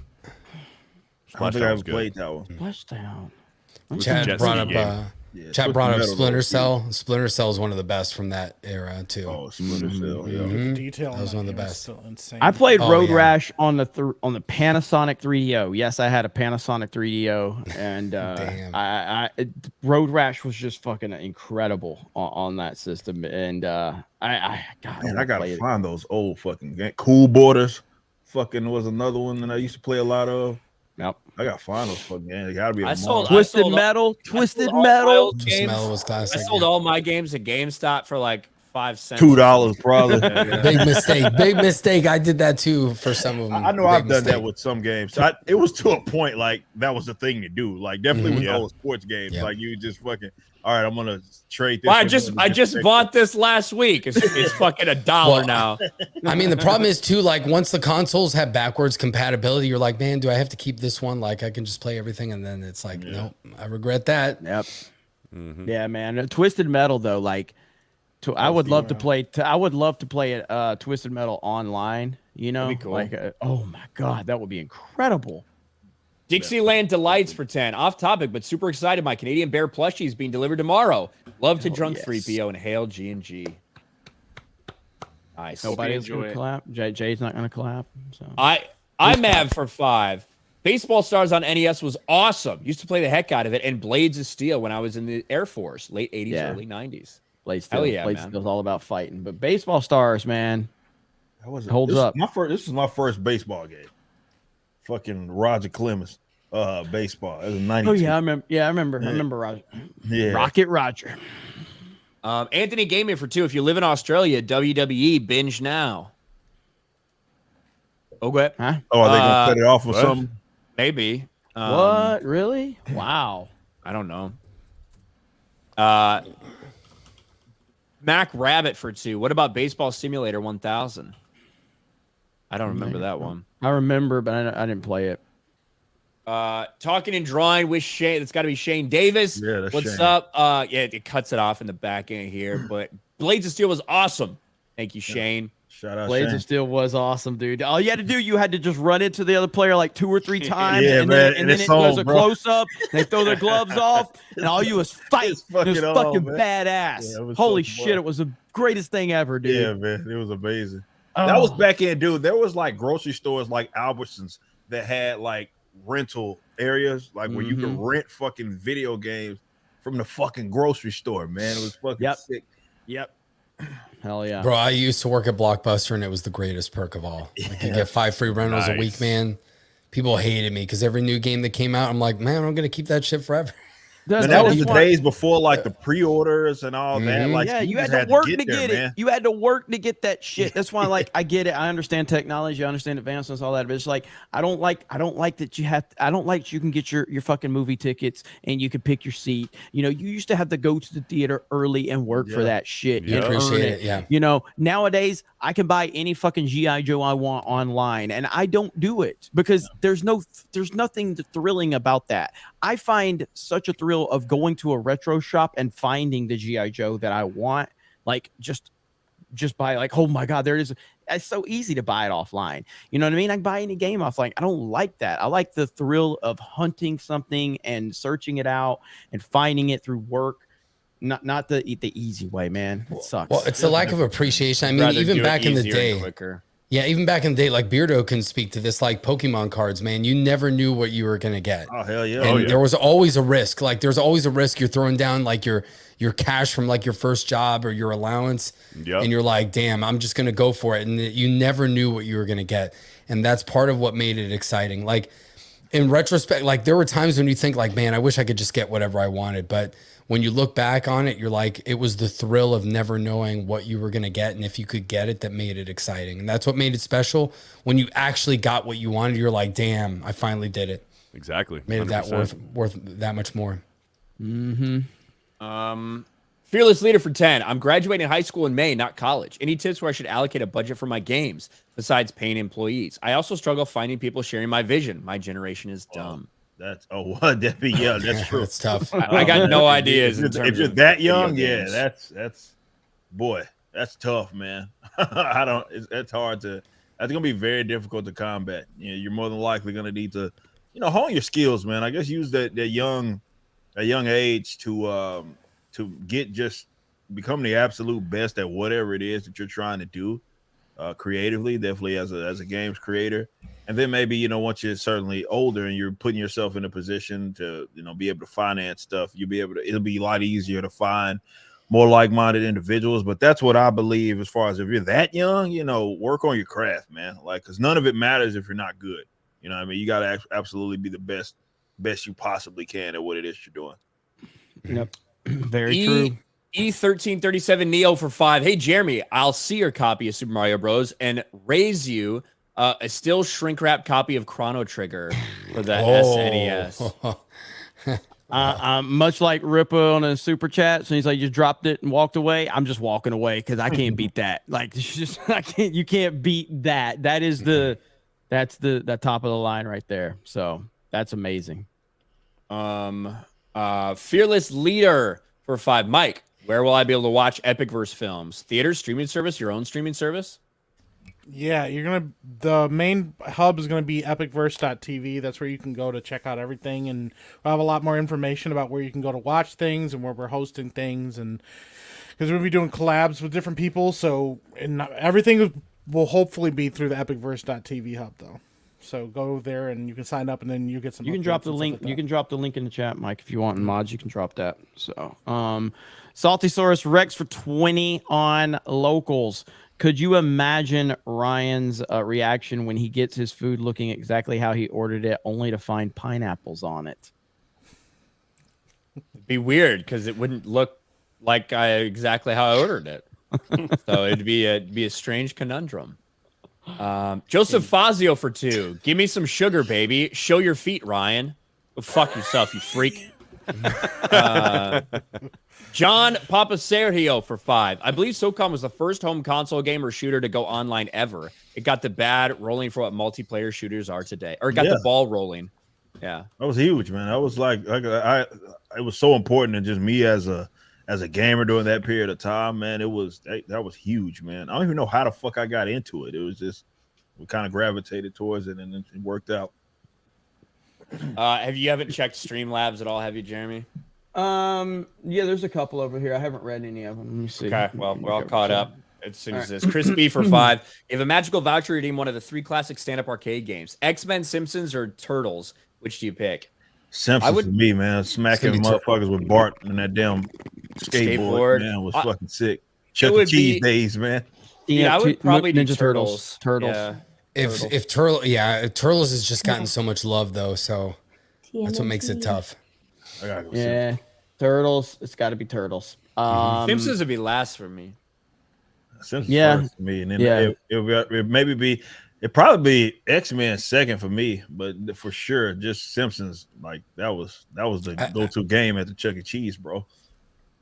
Yeah. TMNT from my heart, but like that's gotten so much love recently that's almost like you want to choose one that you can't play anymore. Yeah, that easily. X-Men was pretty great though. I mean, they were all great. That's why we're having to choose from it. So, let me see. We got Shaker Maker 5. So suggestion: when Buford T Justice super chats, can you please add a some bitch at the end? Also, Hell Geeks and Gamers. OC is a clown and Tyrone is the goat. Thank you, Shaker Maker. Gundy Peebo says, "Hey Ripa, I just watched your hater debate video, and wow, good job on shutting that guy down. Aside from him being a potential groomer, he also could not fathom people of different differing politics being able to talk, do business, or even being friends. Razor fist conservative, but y'all talk and support each other like you've been friends forever. Also, Razor fist on Tuesday night's main event win. Yeah, we can definitely get Razor fist on, but I mean, yeah, I mean, my people, man. Me and That's Ripa awesome. have vastly different opinions on politics. I mean, if he didn't know me like as a friend, he'd probably fucking hate me because I just talk about Trump all the fucking time. But he's like, God damn, shut the fuck up. You know what I mean? But me and Ryan have different politics. You know what I mean? Like we all have different opinions in some capacity, some more than others or whatever. But it's just wild that these leftists can't comprehend that you can be friends with somebody and then you have to answer. You have to answer for your friend. It's like, shut the fuck up, man. Holy shit. It's weird. It's weird. Well, one of the best people that I enjoyed having conversations with was one of Joe's friends that was like a hardcore communist, because they actually knew what they were talking about with communism. And it's like, I could have a conversation with them. I was like, I totally disagree with you. You're wrong about everything that you say, but I'm interested to hear what you say because it's bad shit crazy. And then at the end of the day, it's like, I don't really care. I'm not going to get pissed off about it. You're wrong. So it's cool. Like I might as well hear your viewpoint so I know how to argue against it. Yeah, exactly. Yep, absolutely. Let me see. Enoch Maman, watch out, Ryan. After watching both yours and Az's playthrough of Hogwarts Legacy, I think Professor Fig wants to Snape you with his wand. That was a pretty funny name. I was thinking about was Crowder, but you better guard your Chamber of Secrets. Jeremy, I don't know if you plan on playing the game, but you can't use your name. What do you mean you can't use your name? Like you got to come up with like a wizarding name or like. No, you can use your name. I mean, you can use whatever name you want. Yeah, like the Max, trend. Is that what he's saying? Like the trend is like people Max, are like making up did like y'all see witty that names. tweet that she had? She said, "I'm a bigot." I'm a bigot. That was pretty good. Yeah, that was good. I already started it. My name, I put my name is a Shelby Cobra. That's what I put my name is. So I'm okay with that one. So that's cool. Jesus Christ. Yeah. What the fuck's wrong with Shelby Cobra as your name? Shelby's a girl's name. Motherfucker, you better back up from disrespecting Carol fucking Shelby. All right, that's a goddamn American fucking icon. Okay, don't fucking disrespect American hero. Do not disrespect. Hey, Shelby, shit. That's a beautiful car he made. She's a beautiful car. Don't disrespect an American fucking icon. You watch your fucking mouth. That's the last name. time. Like Ripa said to that dude, it's the last fucking time I'm gonna tell you that. All right. Fucking dude named Shelby. Trying to make up for it earlier. You'll fit right in with the people boycotting the game. Enoch Maman. You play this is the second part of it. So you play a 19th century Englishman in the game. You need to I don't know what this word is. Your name. I suggest Jeremiah Grigsworth III, ESQ. Admittedly, Grigsworth makes you sound like a butler. Put the kettle on, Grigsworth. It's almost tea time. Still, it's the best one. Enoch Maman for another one. Hey, Ripa, I don't have kids yet, but if you do, should I worry about Tyrone raising them? Well, yeah. Shout out to Encino, man. You should be fine, man, as long as you're not him. You should be fine. I'm gonna change my name to D-Day Shelby now just to piss Ryan off. Let's see. Titty Smacker. Did I say it right? Titty Smacker. Do you think there's an IP that is around now or a new one that can be created that can fill the hole of Star Wars? Ripaverse. Yeah, there you that's go. about it. We do want to do some like if you read the book, you started to see some like towards the end there was some allusion to a couple of characters that exist that may be otherworldly, let's say that. And we do want to. We know that's a big demographic. People like the space exploration and all that sort of stuff. that we do want to entertain that. We're not there yet, but we do want to entertain that because of people like, big Star Wars guys that are looking for something to fill the void between that and Star Trek going up and down. People are like, they're struggling right now, and I get it. Yep. There's a series that I like that's called Galaxy's Edge, which ironically is the name of Star Wars's area in Disney. But they took a lot of things from Star Trek, from Star Wars, but instead of being a galaxy far, far away, it's basically our galaxy. And the premise is that humanity eventually spread throughout the Milky Way. They established this galactic republic, and they fought a war against the elites that left Earth, that basically were like, global warming is going to end everything, so we're going to build these massive starships. And the elites set up all their utopian paradises in these massive colony ships. And eventually the peons that were left at home developed hyperdrive, skipped all of that colony ship phase, and set up their own republic and have to fight against the elites that stayed in colony ships for 200 years. So pretty interesting series. I like it. Written by former veterans, so it's pretty cool. Good stuff. Mr. T Baggins says, I pity the fool of a took. There we go. So we're caught up there. Steph, do we have anything else on locals? We caught up? Yeah, yes. Check the private chat. I read that one. The one about pineapples? For 5. It was Ripa's video of a guy complaining that got me to try a Souls game without the use of my hands because they returned it for being too hard. Oh yeah, I covered a lot. I mean, we got a lot of viewership out of that was a huge video. Yeah, that was a massive video for talking about that. So yeah. Yep. Is that the last one? Google sucks for $5. Jeremy, Pensacola all the way. Just don't go to the beach on Memorial Day. Yeah, I heard that. And then Moldy Lunchbox for 5. You guys played Hi-Fi Rush, great throwback game to DMC3 and God Hand. Made me realize how rare, fun, challenging gameplay is these days. I haven't tried it. I've heard a lot of people talk about it. I recently played Contra, and it made me realize how bad current video games have made me, because fuck, I couldn't do shit on Contra nowadays, man. Contra, holy shit, man. It's so hard. It's so damn difficult. But it just I used to be so good at Contra, and current games just make you so bad. So, but all right, we're gonna wrap it up right there. Thank you guys for an incredible Tuesday night's main event.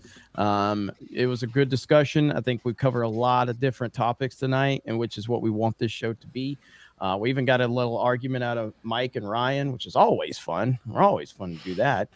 Beardo, where can everyone find Fear the Beardo? It's real easy. I'm Fear the Beardo on everything. Twitch, Twitter, and YouTube. I'm currently playing through Dead Space Remake over on my Twitch channel, and then I'm taking those stream VODs and making them into short YouTube videos over on my YouTube channel, Fear the Beardo on everything. So hell yeah. And you're going to be on Fortnite tomorrow with me, right? Yes, sir. I'll be on Fortnite right. over there. Again, on the main channel for the second week in a row, so that'll be exciting. Yep. Hell yeah. Looking forward to it. So yeah, Fortnite tomorrow night, hosted by Rolo. Hell yeah. Rican Pistolero. How you doing, buddy? Where can I find you? They can find us at Locked and Loaded Latinos on YouTube, IG, or Twitch. My wife and I do a weekly show every Sunday at 7 p.m. Eastern. We talk about guns, politics, and all the shit that YouTube hates and will demonetize you for that should be on Rumble. We do it on YouTube because we don't care, because we're based as hell. So check us out there. Check out our game streams. You will probably see some of Joe playing some Hogwarts Legacy eventually over there. And check us out. We usually do some cool split screen stuff, so you get to watch Rolo and Joe's perspectives simultaneously. And yes, I am speaking about myself in the third person. Yeah. Yeah, that's not good. I don't know what the fuck I brought you on if you're going to do that shit. Stephanie. Hello, yeah, you can find me on Twitch. I'll be streaming Hogwarts Legacy. What microphone are you using? This one. Is it not good? Okay, that's better. Oh, it was far away from me. Yeah, I'll be streaming Hogwarts Legacy soon on Twitch, so you can find me there at My Nerdy Home on everything else.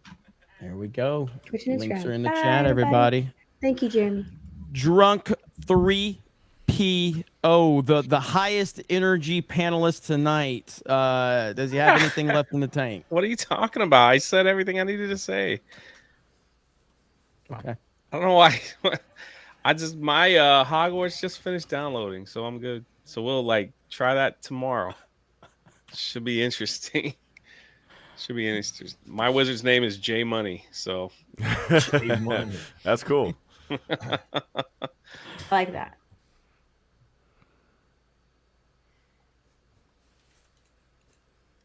I know what you're doing, so go to the next one. It's like, listen, Ryan has said like 5 times, I want to hurry up and get out. So that's why I was like, I'll just be quiet and let him get going. Mike. Yeah. You can catch me on Twitch, _epic_ Mike. I'm gonna be streaming Hogwarts Legacy tomorrow. Checking it out. I'm trying to get that Avada Kedavra curse as soon as possible so I can kill everyone. You can also catch me every Monday on Geeks and Gamers Tabletop, Secrets of the Frost Maiden. It's a good time. You can catch me then if I have enough time after Secrets of the Frost Maiden on Mario Kart, because I'm better than Jeremy at that game now. And then you can catch me here Tuesdays. And then, go sign up, epicverse.tv, and go get some merch, because everybody, I've got nothing but good feedback from the merch. Everybody says it's great quality. The hats, everything are awesome. So go check that out. And, man, I just appreciate being here. So Hell yeah, man. You too. Young Ripper. Yeah, I'll just be working on Ripperverse. I don't have any haters. Maybe somebody comes up, I can make $2,000 off this this week, but aside from that, I'm just gonna be working on Ripperverse stuff. Obviously, I can still get items, but we're gonna do a little mini. I don't want to call it a campaign, but it'll be a mini kind of thing that we're gonna do once we get everything moved over on the back end. Like I said, the Ultramat cover will be available. We'll be having some announcements pertaining to shipping, which I know is going to make a lot of people happy. We struck a deal not too long ago. And it's going to be exciting, and I'm just working. We're almost done with ISOM 3. Gabe actually gave me the final colors for the final page this morning, actually. So all that we're doing now is me and Eric Weathers will go through it, do some pre-press stuff, and then it'll be off to the printer next month, I believe. And we'll see kind of when we're going to release it. Again, a lot of that stuff is contingent on our new warehouse. We got to get staffed up, all that good stuff before we launch the next campaign. And also, we're preparing something that is I can't announce it yet, but man, there's something that we are going to do alongside the ISOM 2 campaign that I know so many people are going to be looking forward to. So it was awesome. Another good night for the Tuesday night main event. Hell yeah, man. Hell yeah. Ryan, you haven't said a whole lot tonight, so do you have any closing thoughts for us? You can take 10, 15 minutes if you need to. It's no problem. I'm good. I'm making a thumbnail right now. I'm going to record a LeBron video right after we're done. So my only hope, I know what's going to happen too. There are about 3 minutes left in the game. Typical LeBron fashion. He's going to win the scoring, or he's going to pass Kareem for the all-time scoring leader, and they're going to lose the game because LeBron James is a fucking piece of shit. I'm just looking forward to making that video. That's about it. Oh, good stuff. Follow Ryan on RK Outpost, Patriot Outpost. You guys know where you can find him. And then again, tomorrow, D-Day Cobra, our political show. And then Nintendo Direct's reaction. Yep. And then Fortnite here on the main channel. So looking forward to that. Thank you, guys. We got a couple more super chats I'm going to try to catch really quick. I saw that Michelle was in the chat and had some messages for us. What's up, Michelle?